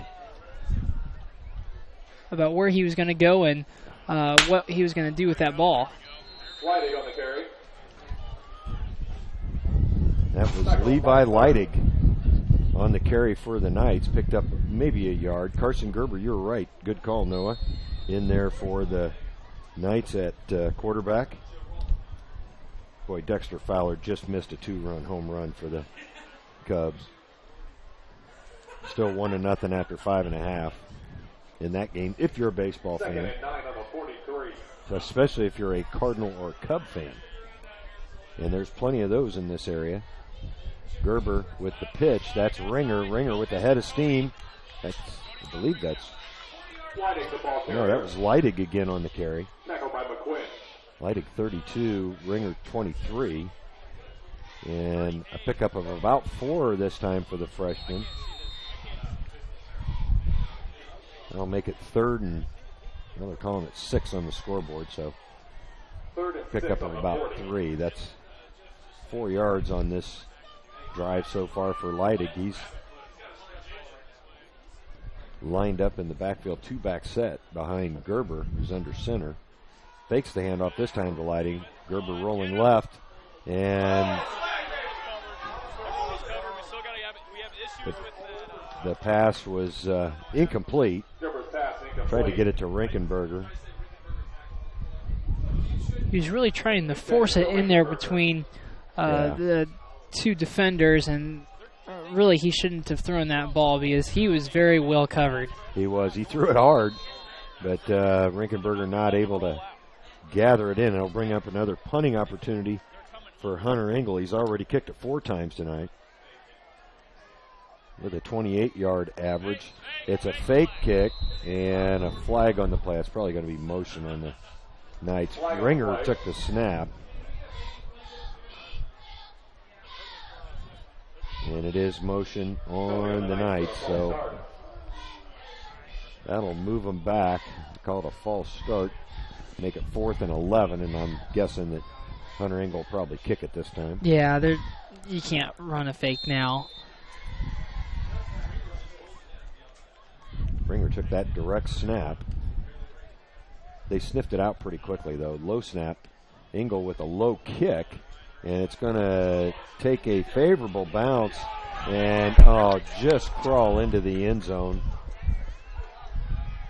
Engel's punt in the end zone for a touchback. I don't know what Norwell's punt team were thinking. No, me either.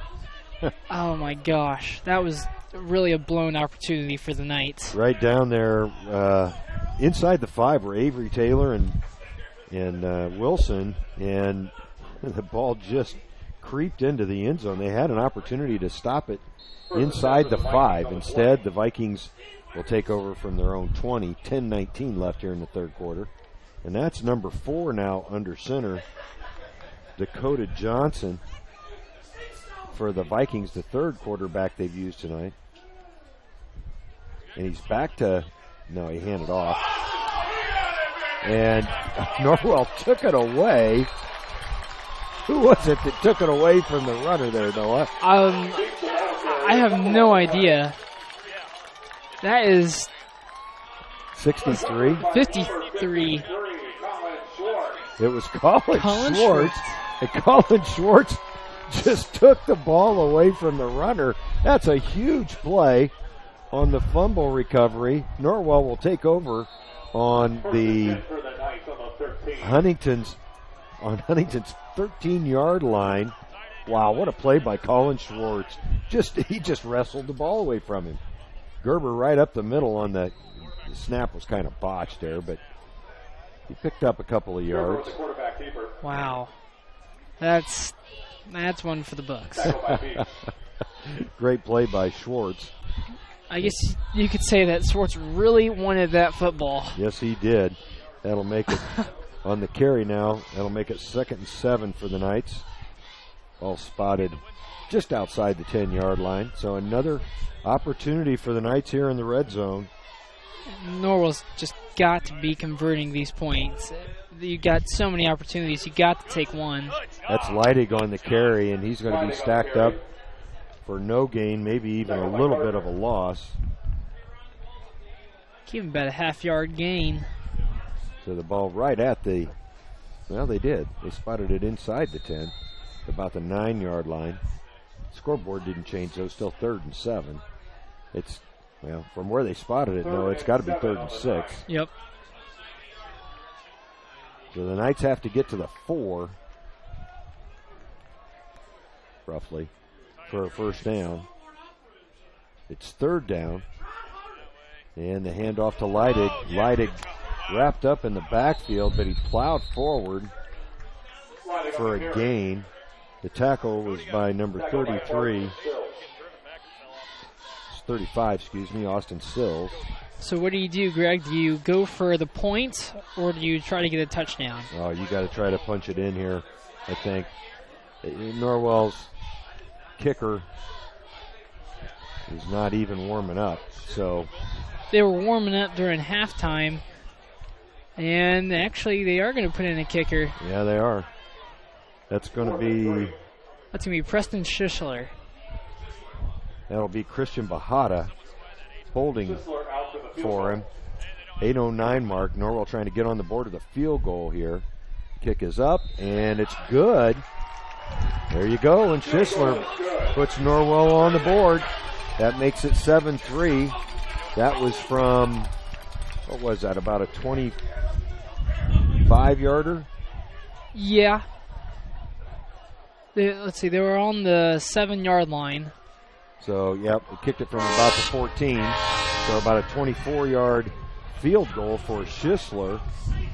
And the Knights are on the board. Now, that surprises me, I did not think they'd kick it. Really, our field goal kickers haven't had that much experience this year, partially because of our offense not scoring that many touchdowns, but really, that showed promise. I mean, both of our field goal kickers are juniors. We have number 28 is Preston Schisler, and then number 42, junior Nick Whitney.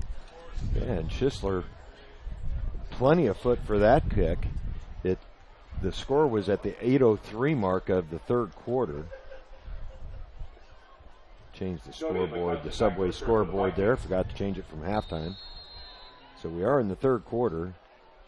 And Engel with a good kickoff down the middle of the field. It was fielded at about the 14. That's McCutcheon, I believe. And again, with a good return, however, a flag back in the area where you think there might have been an illegal block or holding. Number 60 tackled. Number 60 from Norwell is Dylan McCune. And holding is going to be called against the Huntington North Vikings. Well, that'll move it back. McCutcheon had gotten it out to about the 35. But that'll put it back at, I think, about the 25 for the Vikings to start this drive. Yep. They'll set it just inside the 25-yard line, and that's where Huntington North will take over, leading 7-3. Norwell on the board. Their first score since the game prior to the DeKalb game. Mm-hmm. And they had that was against East Snowball, I believe. Yeah, East Snowball. Because that was at home. Yep. It scored twice in that game. Yep. Towards the end. On the pitch. Oh, boy, room to run.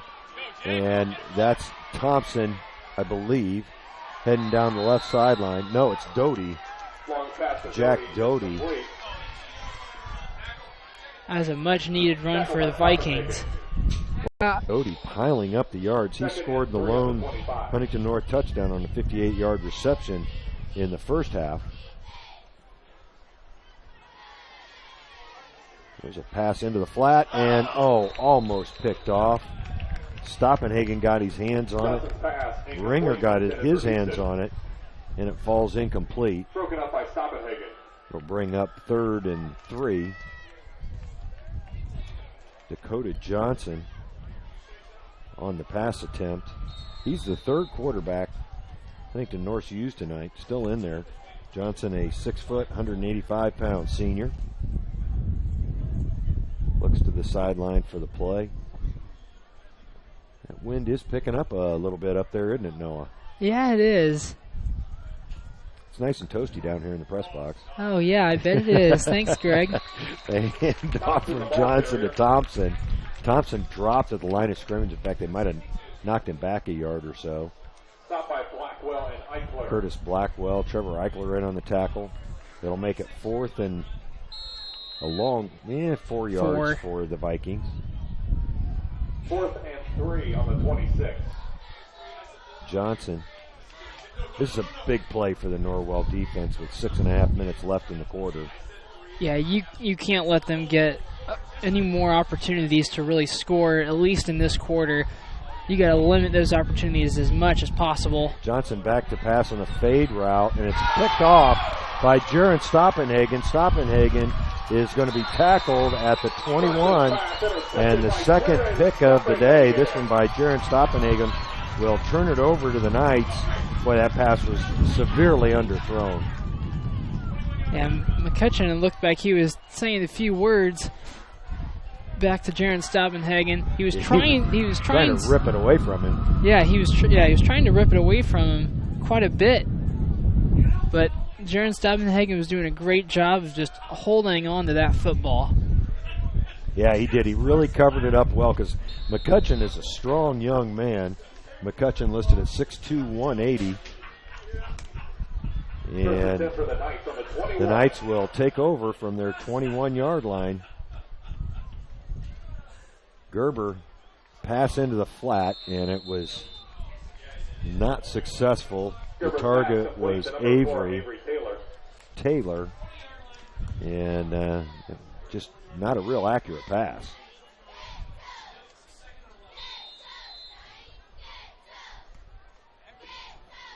Well, maybe he did catch it. I was going to say he did catch it. It was just a yard short I of didn't think he caught the line ball. scrimmage. That tells you how bad my eyes are, Noah. I was thinking, wait, what is he talking about? Yeah, 2nd and 11. 5:40 left on the clock. There's the pitch. That's Leidig over the right side, and he's going to be stopped after a minimal gain. He might have got that yard back, but there's a flag on the play. Tackled by Miller. Is there? Well, they must have picked it up. 3rd and 9 on the 3rd and 9 for the Knights. Making several offensive substitutions here. Carson Gerber's going to run this play from the shotgun. And the lefty back to pass. Oh, he had Wilson open, but pass was just a heartbeat slow getting there. Broken up by number 34, Patrick Miller, on a good defensive play, and that'll bring up 4th down again for Norwell. Hunter Engel will punt for the 6th time. He's definitely getting some practice in. Yes, he is. His last few have been pretty doggone good. His first one he kind of shanked, but after that, he's been pretty good. Good snap, and the kick is away. Oh, this is a great kick. Holy cow.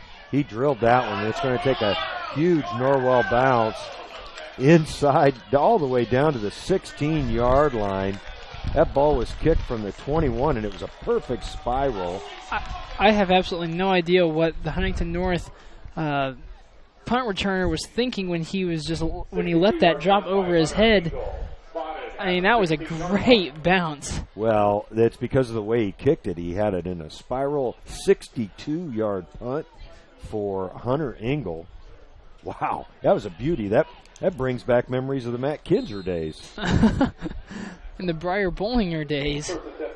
Briar Bollinger got really good at punting the ball when he was here at Norwell. Yeah, but nobody was close to what Matt Kinzer was. Yeah, I'm telling you, he was having a college punter on a high school team. That pass way overthrown. Johnson's still in there as quarterback for the Vikings. I think he was aiming for Houston, but that's just a guess because it wasn't 10 yards within anybody. 2nd and 10 for Huntington North. 4:38 on the clock. They lead 7-3 after the successful Schisler field goal. We'll see what yardage they give him credit for. I was thinking it was like 24 yards. As Huntington tests the right side, and the quarterback's going to be dropped. That's Long back in there at quarterback now for Huntington. That was Ivan Allison, I believe. Yeah. Another tackle for loss. That'll make it 3rd and about 12 for Huntington. I'm trying to figure out the rhyme or reason that Coach Bernal has for his 3 quarterbacks. Yeah, that's very odd. I mean, to have 3. Well, and they've played almost.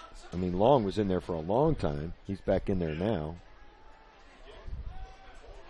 And that pass almost picked off, this time by Connor Nash. Number 22, Connor Nash. And if Connor would have gotten that would have been a pick 6. Yeah, it sure would have. That'll bring up 4th down for the Vikings, and they'll punt. I believe McCutcheon will kick it away. Yep, he's back deep. Jaron Stoppenhagen at about midfield for the Knights. You know, and Engel punted that into the wind. That 62-yard punt was into the wind. I'll be darned. That's a little bit of a shank. Yeah, it sure was. And there's going to be a flag. Norwell will get it in Huntington territory for sure. Flag on the play. And I think Ivan Allison just got a flag on him for running into the punter or something. He's getting some words from Coach Gerber. You know, their officials are gathered at about the 15-yard line. No, it's motion penalty on Huntington North.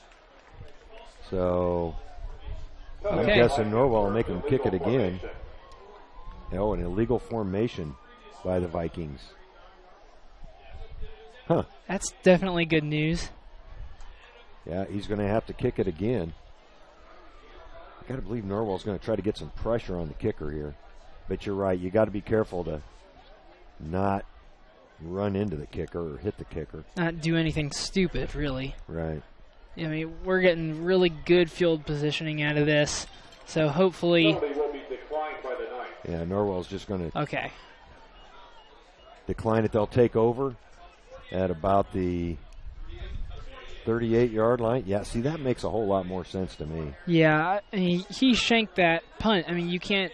I mean, you have to take advantage of that because if he gets a hold of another punt, it's just that much more that you lost, that you could have had. So the Knights take over with very good field position. Ball spotted at the 38-yard line. They trail by 4 with 3:48 left here in the third quarter. Gerber in the shotgun. Ringer back there beside him. Gerber keeps it, bounces outside, and a big gain for Carson inside the 30-yard line. That'll bring up second and short. Yeah, about second one, yep.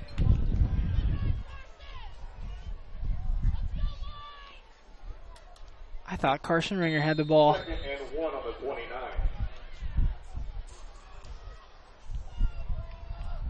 Second and 1 for Norwell.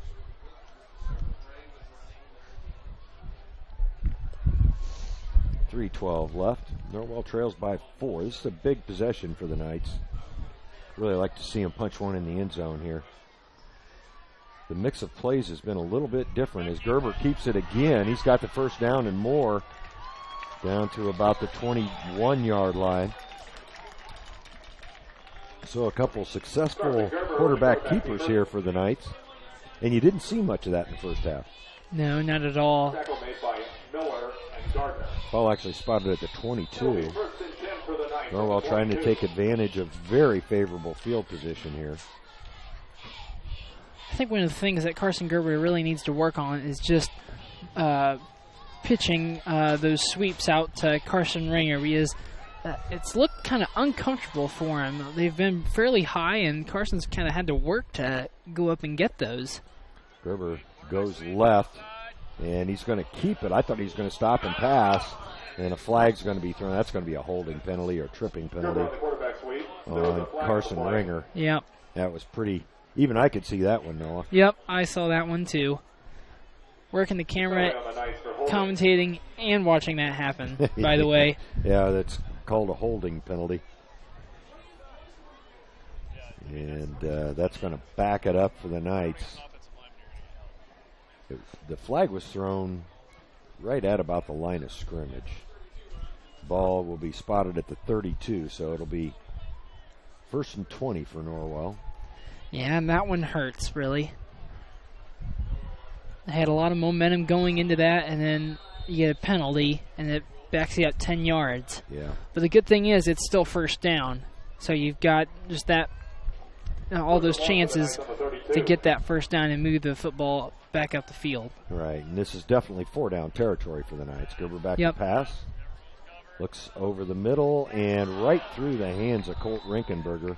He had him open at about the original line of scrimmage, and throw was a little high, but Colt just not able to pull it down. And really, that's just a repeat of the past couple of weeks. Our wide receivers really haven't been able to pull down those balls and put them into their stomachs. But that ball was a little high. I'll give him that one.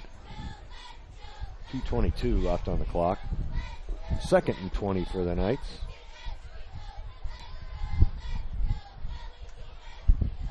Gerber now in the shotgun for this one. He'll hand it off to Leidig. Leidig going over the left side, and he might have picked up one, maybe.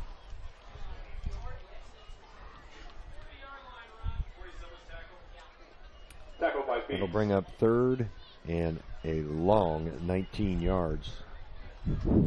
Well, the Knights have definitely struggled with moving the football tonight. The 3 points that they did get, a strong field goal kick by Schisler.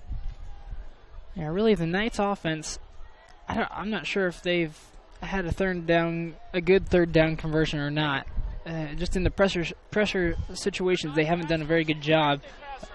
Gerber wide open, and Leidig is going to score. I have no idea how Levi Leidig got that open that far downfield. Levi hauled it in at the 5-yard line, and a well-thrown ball from Carson Gerber gives the Knights the lead. I have no idea how that happened. Levi Leidig was just wide open at the 5-yard line. The Knights take their first lead since the second week of the season. Wow. At Heritage, I believe. Yep. Schissler on for the extra point attempt. It's up, and it is good. Wow. Norwell leads by 3. We'll take a quick break and be right back after these words from our sponsors.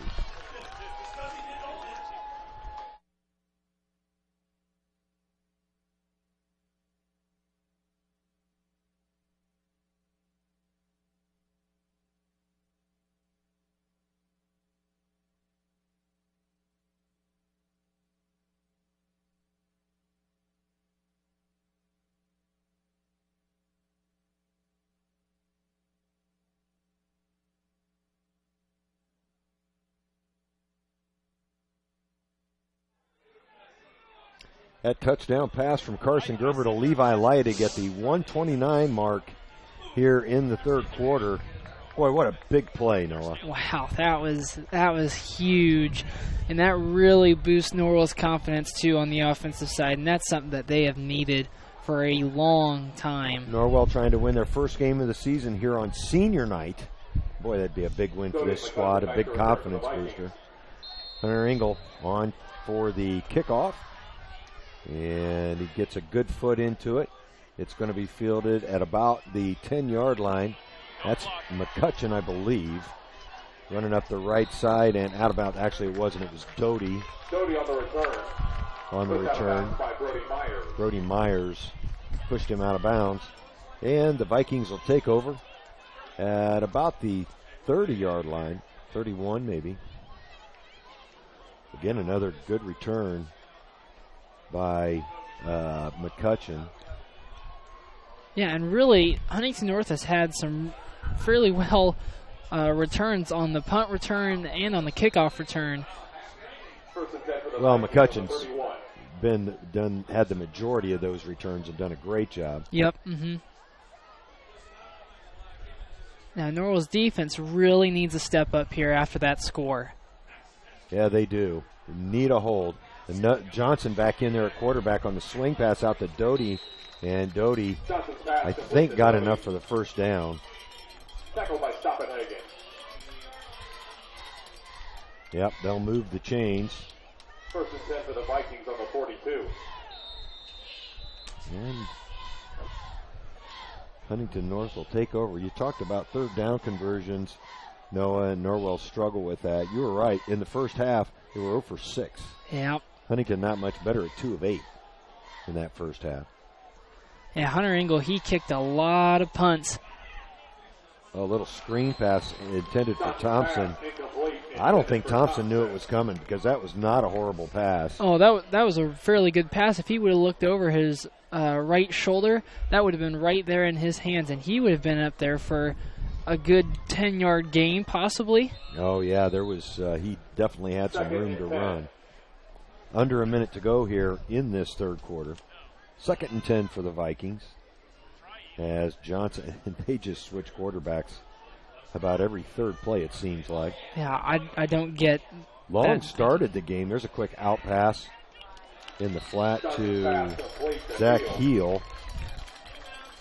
He stayed in bounds. That was Connor Nash on the tackle. And just a couple-yard gain for the Vikings. Ball spotted. And really, since week 1, defensive tackling has really gotten a lot better. In week 1, we were tackling very high, and because of that, they were just getting a lot more yards on the play than what they should have. because they were just carrying us on their backs, but now we are tackling so much lower, and it has really paid off. Johnson back to pass, looking long, being well defended out there. And was that ball caught? Holy cow. Yep, they called it. Wow, what a great catch out there by Alex McCutcheon. He was well covered by Brody Myers? Ivan Allison. Yeah, he was all over him. What a great catch by McCutcheon. A big gain for Huntington. 11.4 seconds left here in the quarter. Ball spotted at the 25. That was just a great catch by Alex McCutcheon. He really put a lot of effort into that catch. He went over the top of Allison. McCutcheon listed at 6'2", 180. Inside handoff stopped at the line of scrimmage. On the other hand, Allison, I was going to say, he's not very tall at all. No, he's listed at 5'7", 156. Yep. That'll end the third quarter. Norwell takes the lead in that third quarter. They lead 10-7. Huntington North on the march, though. We'll take a break and be back after these words from our sponsors. At First Bank of Bern, you can depend on us to make personal banking easy. That's right, easy. With free online banking, a free bill pay service, a free Visa check card, free mobile banking, and of course convenient locations and ATMs. Actually, our employee-owned community bank has been making life easier for our customers since 1891. It's what generations of folks have come to expect. For personal banking, you can depend on us to make it easy. First Bank of Bern. Bern, Bluffton, Decatur, Kokomo, Peru, Portland, and Van Wert. Member FDIC, Equal Housing Lender.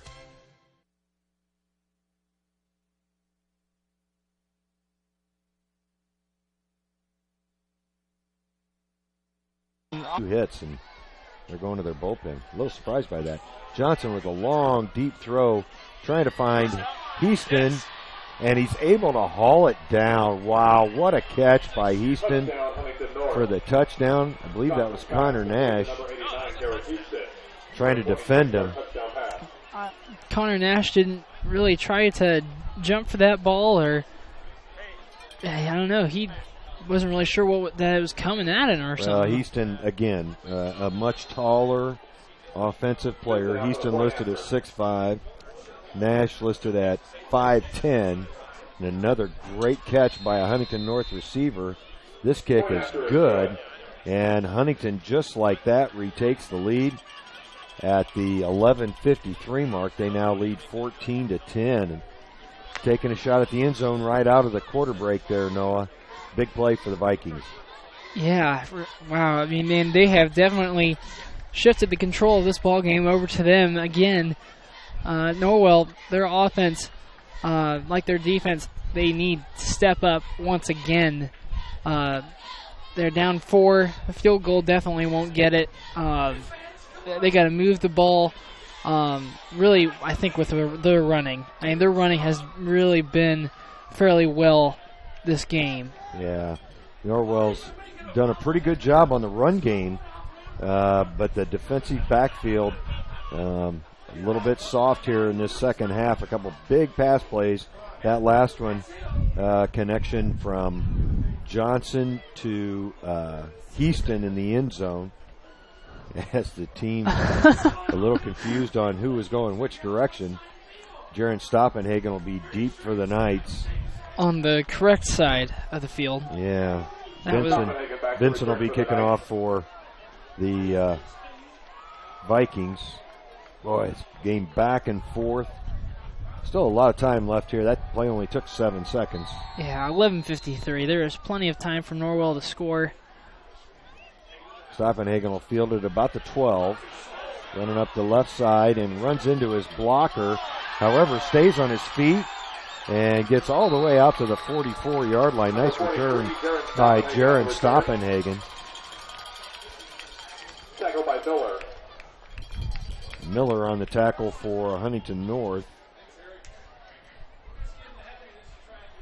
That's Patrick Miller. Norwell with good field position here. Yeah, and I want to point out Jaron Stoppenhagen. At the beginning of the season, I remember he was really worried about with kickoff returns where everybody was at, where all of his defenders were at, and he was just looking upfield so much. But recently he's done a great job of just running the ball and not worrying where everybody else was at. Ringer on a big gain here. First play from scrimmage. Nice blocking by the Norwell offensive line. That's about a 7-yard gain for Ringer. We'll bring up second down with 11:27 here in the fourth. Well, Norwell didn't hold that lead for very long. They had taken it on the long pass from Gerber to Leidig. But Huntington North resting it right back on the long pass. Then Johnson to Easton.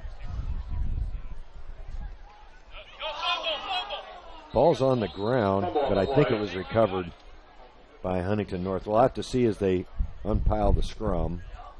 Recovered by the Knights. Or by Norwell, excuse me.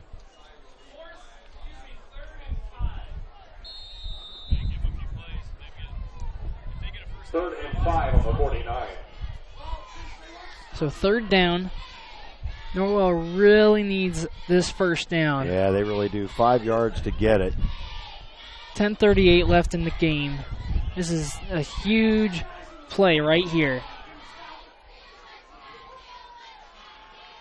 Gerber back to pass, looking for help, and overthrows Leidig. Leidig was open in the flat, and that'll bring up fourth down for the Knights. Just about have to kick it away, I would think. Yeah, it's tough because Huntington North, because they run the ball so much, they waste so much time on the clock. But there is a good amount of time left on the clock. I mean, there's 10:25 left. Yep. Still time to get it back. The defense is just going to have to hold. Engel dropped the snap, and he's going to try to run it. He does advance it back up to about the original line of scrimmage, and that's where the Vikings will take over, about the Norwell 44-yard line. The snap was a little low, and it was pretty good. I mean, it was a little low, but it shouldn't have been anything to really worry about for Hunter's sake. It'll turn it over to the Vikings. Now Johnson back in there at quarterback for Huntington North.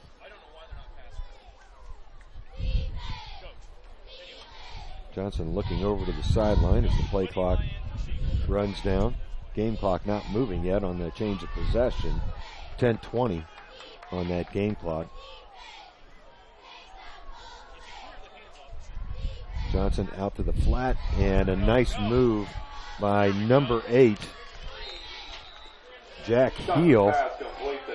And a nice run will get the Vikings another first down. Ball's going to be spotted right at the 25-yard line of the Knights.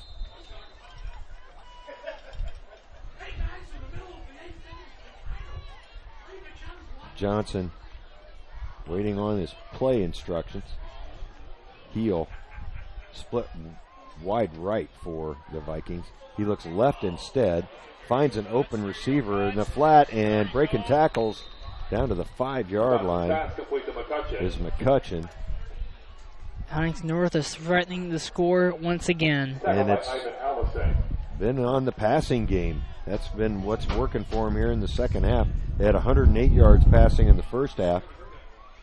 That was Allison, by the way, on the solo tackle. First and goal for the Vikings on the 5. First and goal for Huntington North.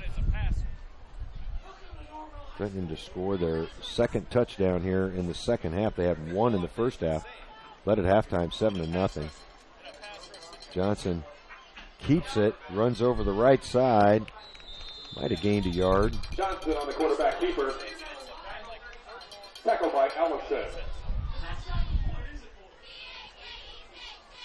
Norwell really needs a play here, whether it be knocking a ball loose. I don't think they're going to pass it from down here. Of course, they've had an awful lot of success with it. Yeah. Timeout's going to be called, and it's going to be Norwell's timeout.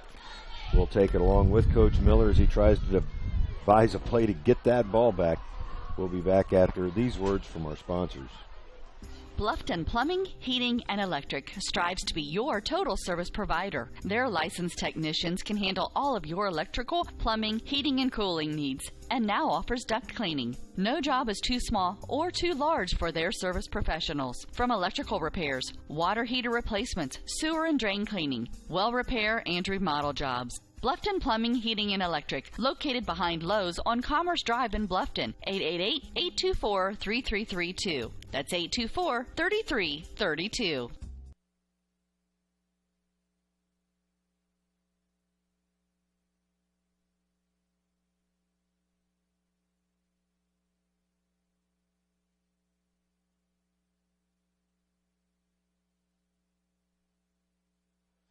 Huntington North threatening here with 9:15 left on the clock.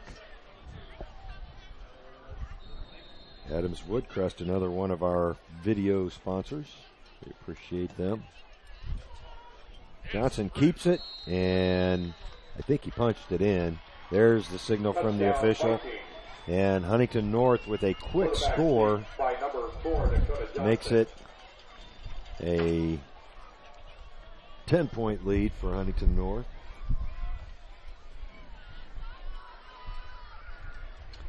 Well, Huntington has figured out some things offensively here in the second half, and most of it's been through the air, Noah. Yes, it has. They've definitely gotten the ball to their wide receivers, and their wide receivers have just made some amazing catches, but also it's because of their height and our lack of height. Right. With Ivan Allison being 5'8", and Connor Nash being 5'10", Brody Myers being 5'11", 5'10". It's tough because they've got a couple guys that are 6'2", 6'5", and they are quick for that tall. Well, the kick by Vinson was a very strong extra point kick, made it 21-10. So Norwell with some work to do here on senior night with 9:12 left on the clock. They've used one timeout. Huntington North has not used one here in the second half. They've got their full complement left. Vinson will be out to kick off for the Vikings. Jaron Stoppenhagen will be deep. He's had a good night running back kicks.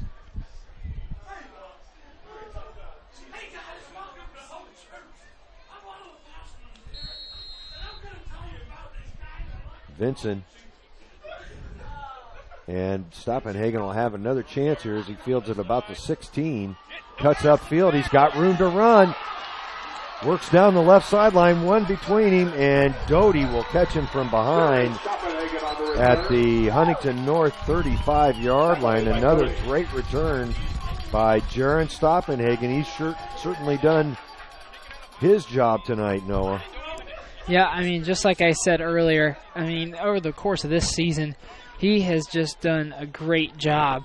And at the beginning of the season, when I mentioned that he needed to just run the ball instead of worrying about everyone else, he told me that he heard me say that when he went back and watched the game, and it made me feel pretty good that I helped him out a little bit. Yeah. So he's doing a great job tonight. He should be proud.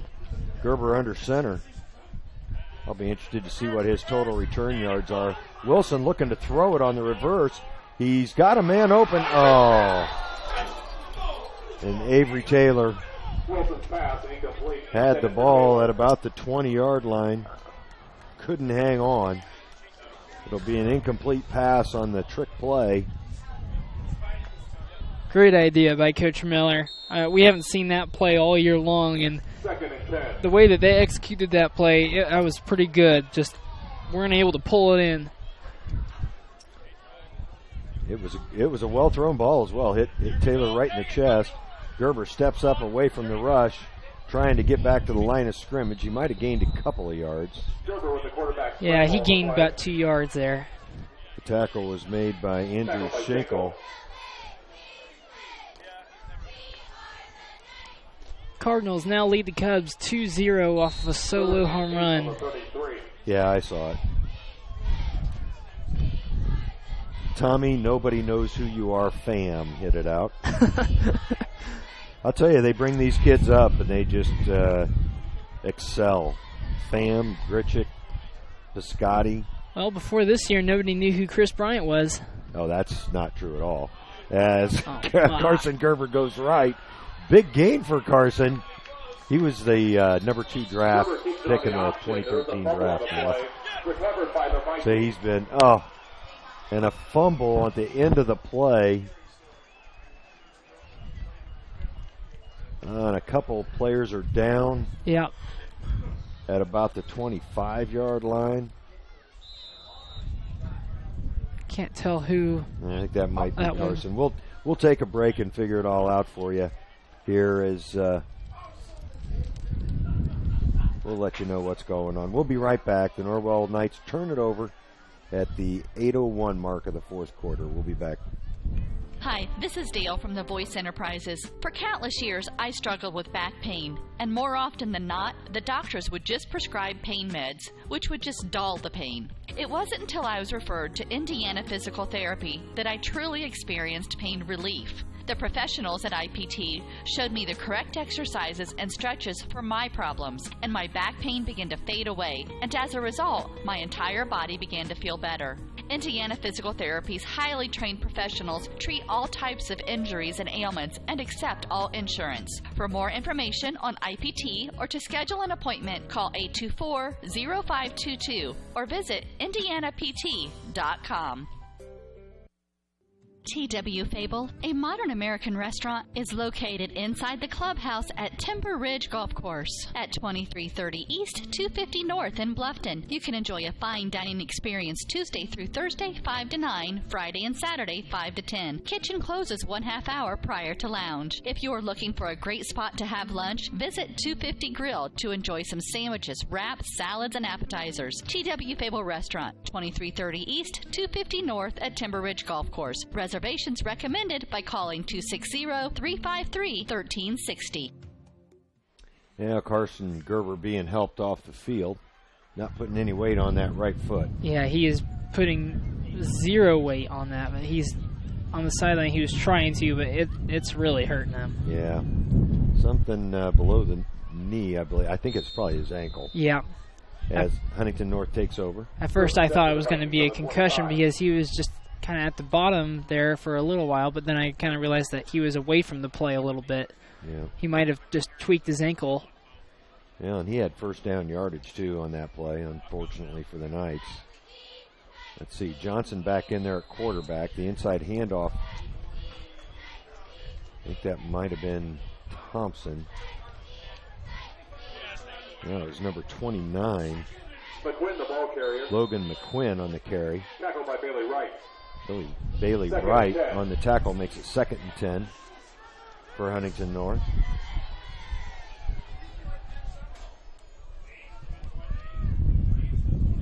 Huntington North's going to milk this clock just as much as they can, Noah.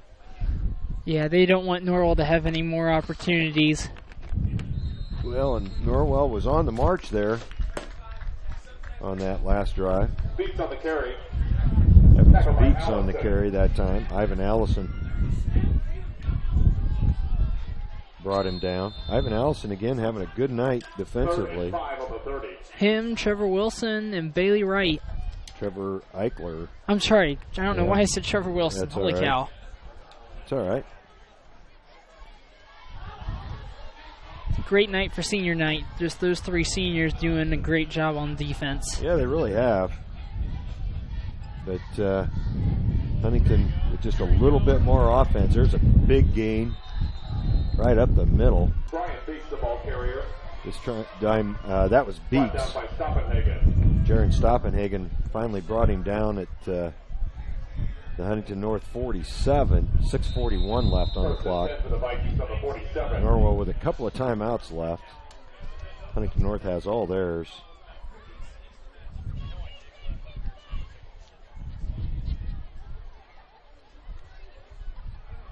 Johnson, who's had some success here in the second half for Huntington North. They've used 3 quarterbacks. They used him, they used McCutcheon, and Long had a lot of the snaps early on. Johnson on the run, and he's out close to the first down. Johnson keeps it on option. Tackled by Allison. Ivan Allison again on the tackle. That'll bring up second and about 3.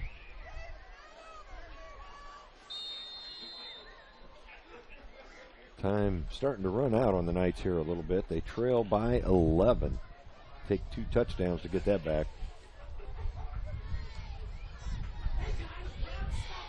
And Pedro Strope in for the Cubs in the bottom of the 8th. 1 out, man on. They trail 2-0. Cubs with, I think, just 2 hits tonight. There's a handoff McQuinn on the carry. to McQuinn again, and he Tackled by McGrew. got out to about the 37-yard line. Chase McGrew on the tackle. And just to see you say that, Greg, Stephen Piscotti hit a 2-run home run. Well, I don't. What are you watching? I'm just getting alerts from the MLB at Bat app. Okay, so it looks like the video feed then is about 30 seconds behind. Yep, there it goes. Yeah, the video feed is behind the real time. Tackled by Eichler. So the Cardinals now with a 4-0 lead heading into the 9th. Looks like they're going to win game 1. 2nd and 9 on the 36.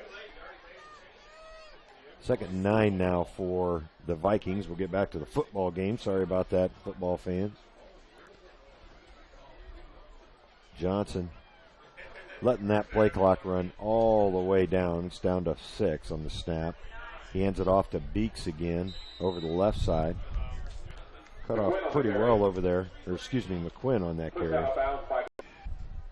Johnson being pursued in the pocket, and the pass is caught. Nice catch by Easton at the 25. That'll be another first down.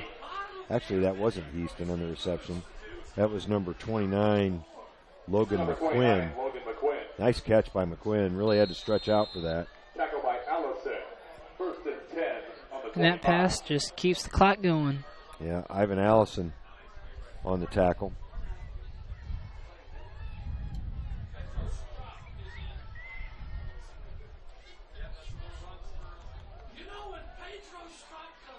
Johnson with the handoff inside. Carry was by number 47, Brian Beeks. And Beeks has become a lot more prevalent here in this 4th quarter. He didn't touch the ball much at all in the first half. No, he did not. And McQuinn didn't that much either. Nope. But they've been the primary ball carriers here in the second half. And a 2nd and 7 play now for Huntington North. Johnson back to pass, looks left into the end zone, and overthrows the intended receiver. That was Nash out there on coverage. McCutcheon had slipped behind him, but the ball was just a little overthrown. A holding penalty will be called on Huntington North. Well, that'll bring it back a ways. About 3rd and 17. Yep.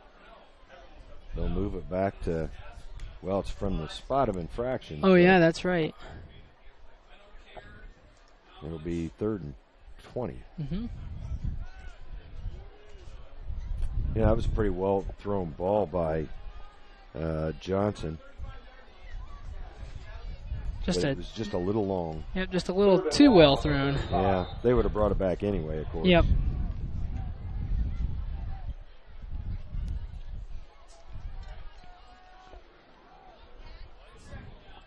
Johnson explaining the play to his running backs. He's got 3 of them behind him.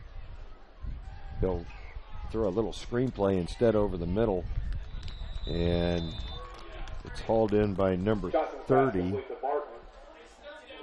That's Cody Barton. Is that Brody Myers on the tackle?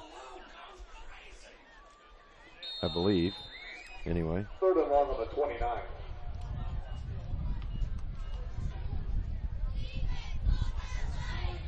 Now it's 3rd and about 14 for the Vikings, and we've got an official stopping the clock now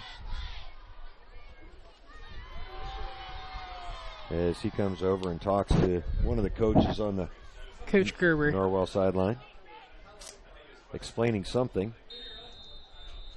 What would you think that was about, Noah? I have no idea. Good news for Norwell fans. Carson Gerber up and running on the sideline, jogging anyway. So that's a good tape job by the official. Yeah, we or now by have the trainer. we have a new trainer. Yeah. His first name's Gavin, but I forget what his last name is. The handoff again to number 29, Logan McQuinn.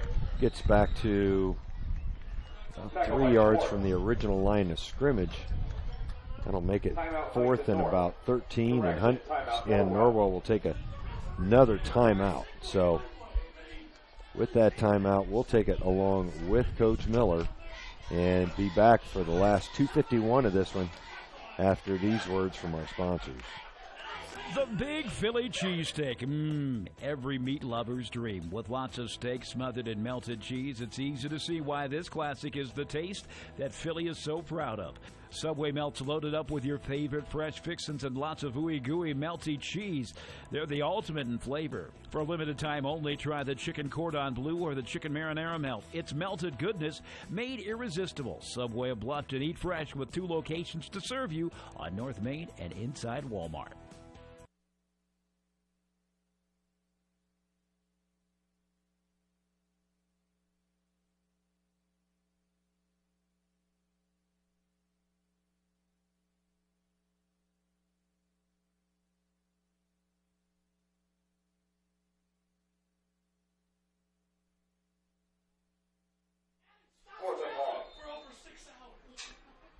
Fourth and 13 here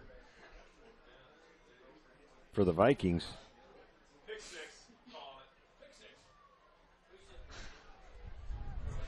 And it's a different quarterback again for Huntington North.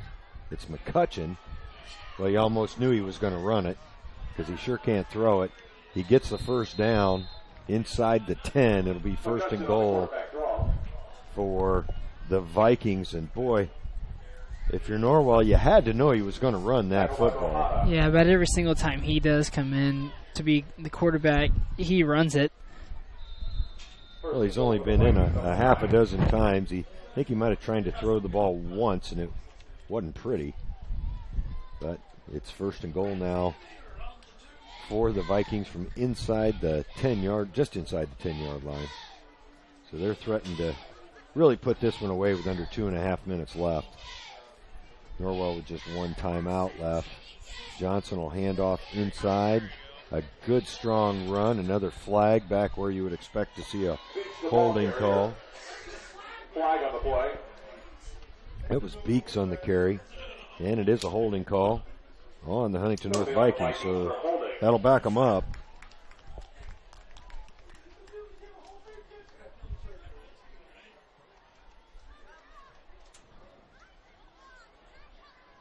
With 2:16 to play, they will move it back to about the 20. And Jeff Kokenauer is as loud as ever down there in the press box. Yeah, he's in rare form. He's, of course, doing Harry Carey, and which is very apropos with the ball game on. Johnson looking for the signal. 2 minutes left as the play clock, or the game clock now is running. Johnson hands off, no gain. Again, that was McQuinn on the carry.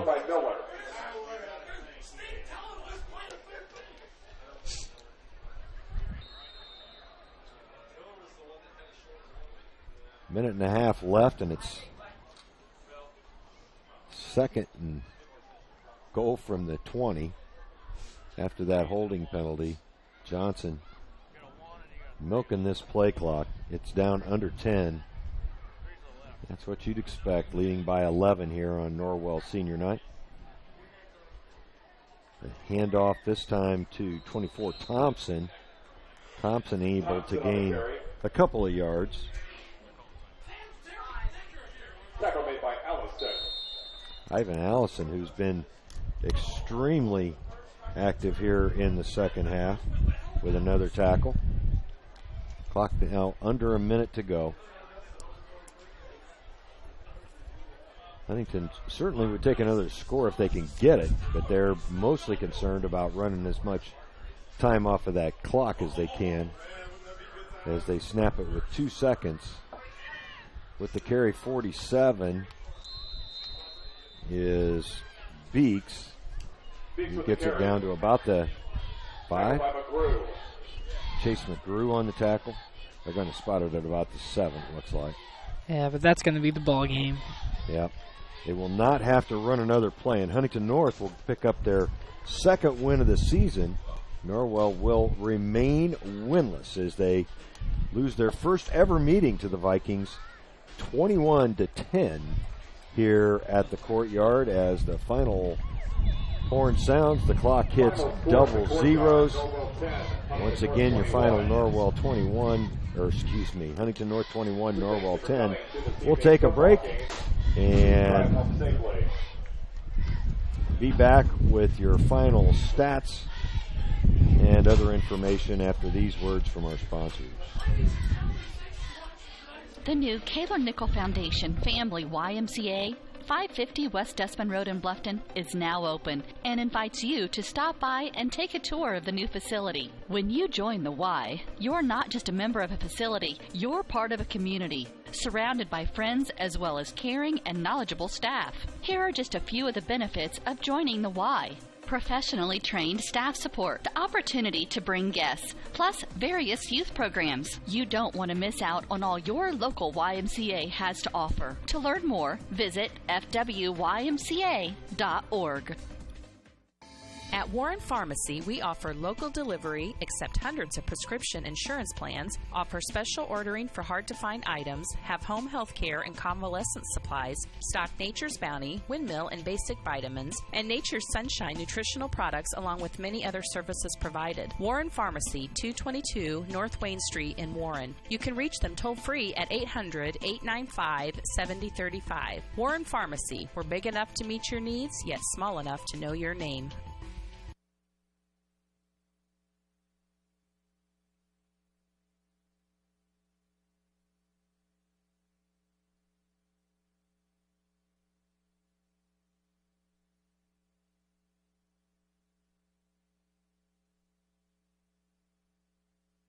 Stuck in a state of falling behind, struggling to keep up with your kids, your finances, your insurance, your life? Then let me, Kevin Beatty in Bluffton, help you simplify and get to a better state. Because with me handling your auto, home, and life insurance, you'll have more time to handle everything else. More money too, because adding State Farm policies can earn discounts that could add up to 40% and actually help you get ahead. Call me, Kevin Beatty in Bluffton, today and get to a better state with State Farm. 824-1928. Troxel Equipment offers a full line of John Deere equipment. Troxel Equipment features a large inventory of all makes and models of pre-owned equipment that has been well maintained and ready for service. Most of Troxel's pre-owned equipment was traded in from owner-operators. Be sure to ask about our certified pre-owned units. Troxel Equipment has the ability to customize your financing, lease, or installment contracts to meet your cash flow needs. Visit any of our 3 locations in Bluffton, Huntington, or Wabash, or check out our website for our inventory of new and pre-owned equipment. Troxel Equipment, the dealership you can trust.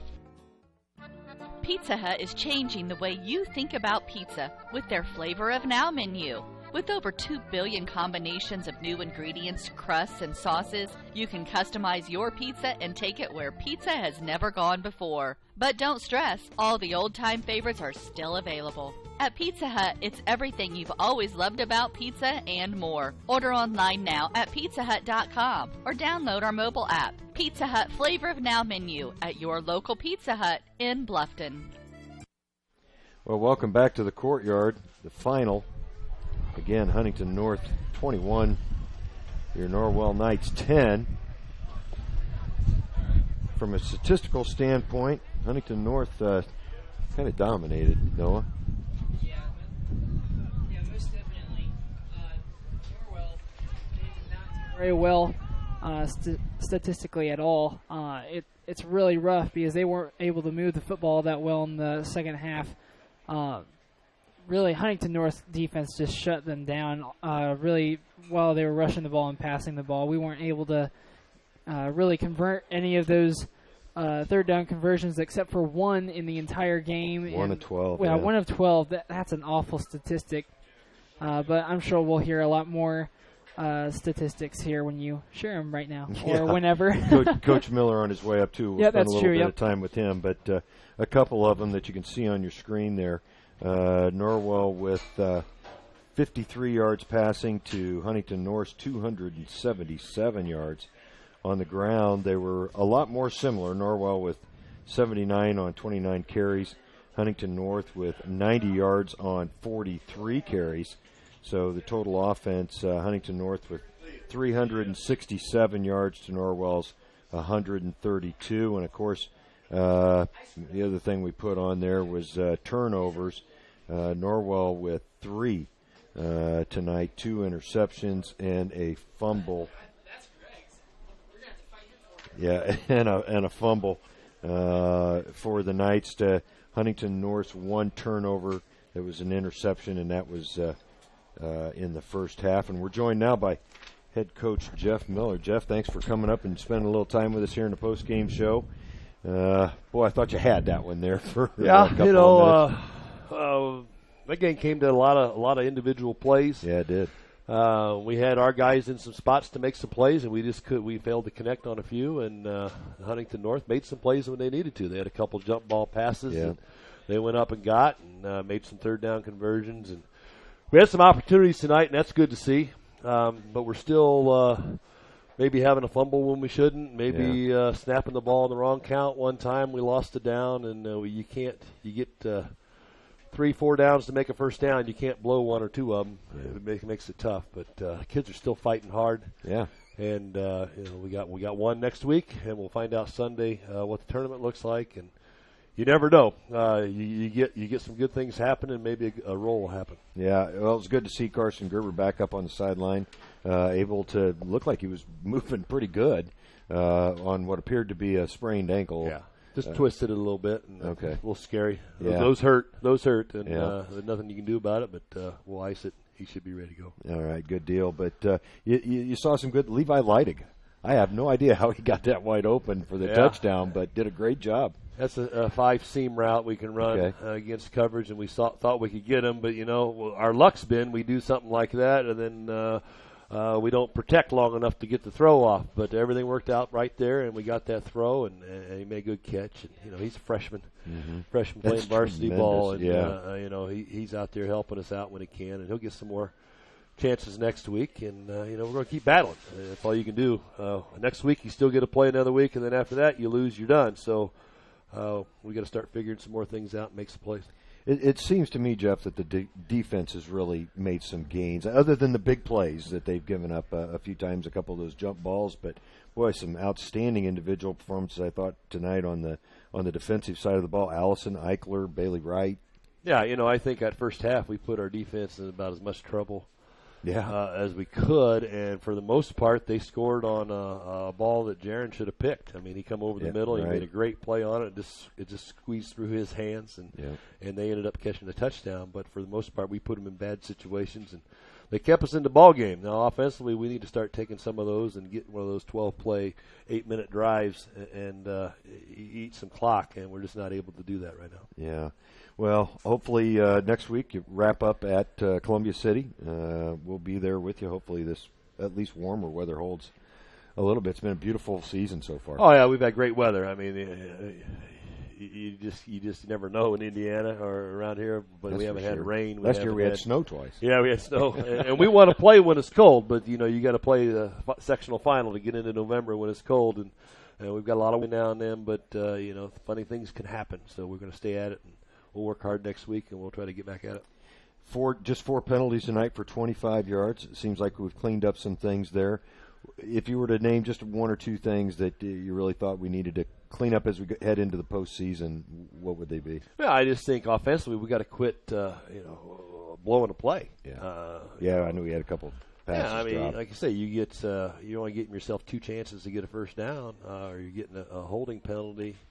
Those things you can't do and win. Those things are drive stoppers. And, the good thing is we can fix those if they want to. I told them after the game, a lot of our issues are just us in this room, us in this blue jersey, making the decision that we're not going to do those things and play a clean game, and we're not far from being a pretty good team. Yeah, all right, and we'll get back into our own class. I mean, that's right. A huge difference playing against a 5A school right. like we did again tonight. And you can't play sloppy against bigger schools and get away with it. Well, the size difference, physical size difference. I mean, when you're able to go up and get those jump balls. So, Coach, thanks so much for joining us again tonight. Okay. And go get them next week. All right, thank you. Head coach Jeff Miller joining us here in the post-game show. We'll run through a few more stats and wrap things up here shortly. Noah with the headset back on. Can you hear me? Yep. All right. You talked about the third down conversions. We talked a little bit about penalties. We'll move on to the individual side of things a little bit.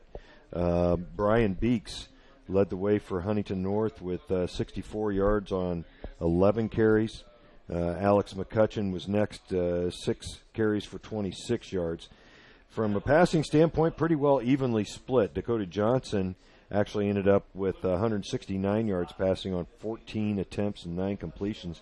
He also had the 1 pick. Lucas Long was 6 for 12 for 108 yards. He was sacked 7 times, and I think that's why you saw Dakota Johnson quite a bit in the second half.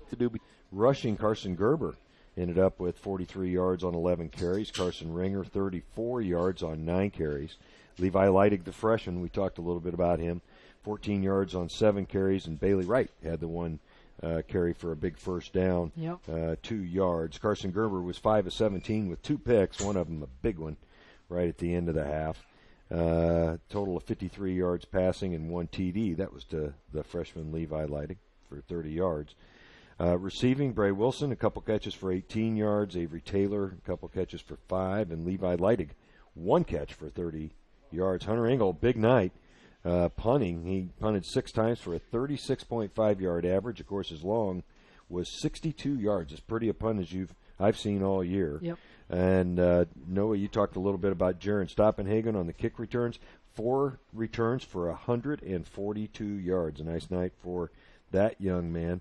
Ivan Allison, again, leading the way in tackles. He had 12 solos and 1 assist for 12.5, 1 for loss. Trevor Eichler, big night for him. 8.5 tackles, 3 sacks, and 5 for loss. Bailey Wright also 5.5 tackles, 2 sacks, and 2.5 for loss. And then Christian Bahada, 5.5 with 1 sack and 1.5 for loss.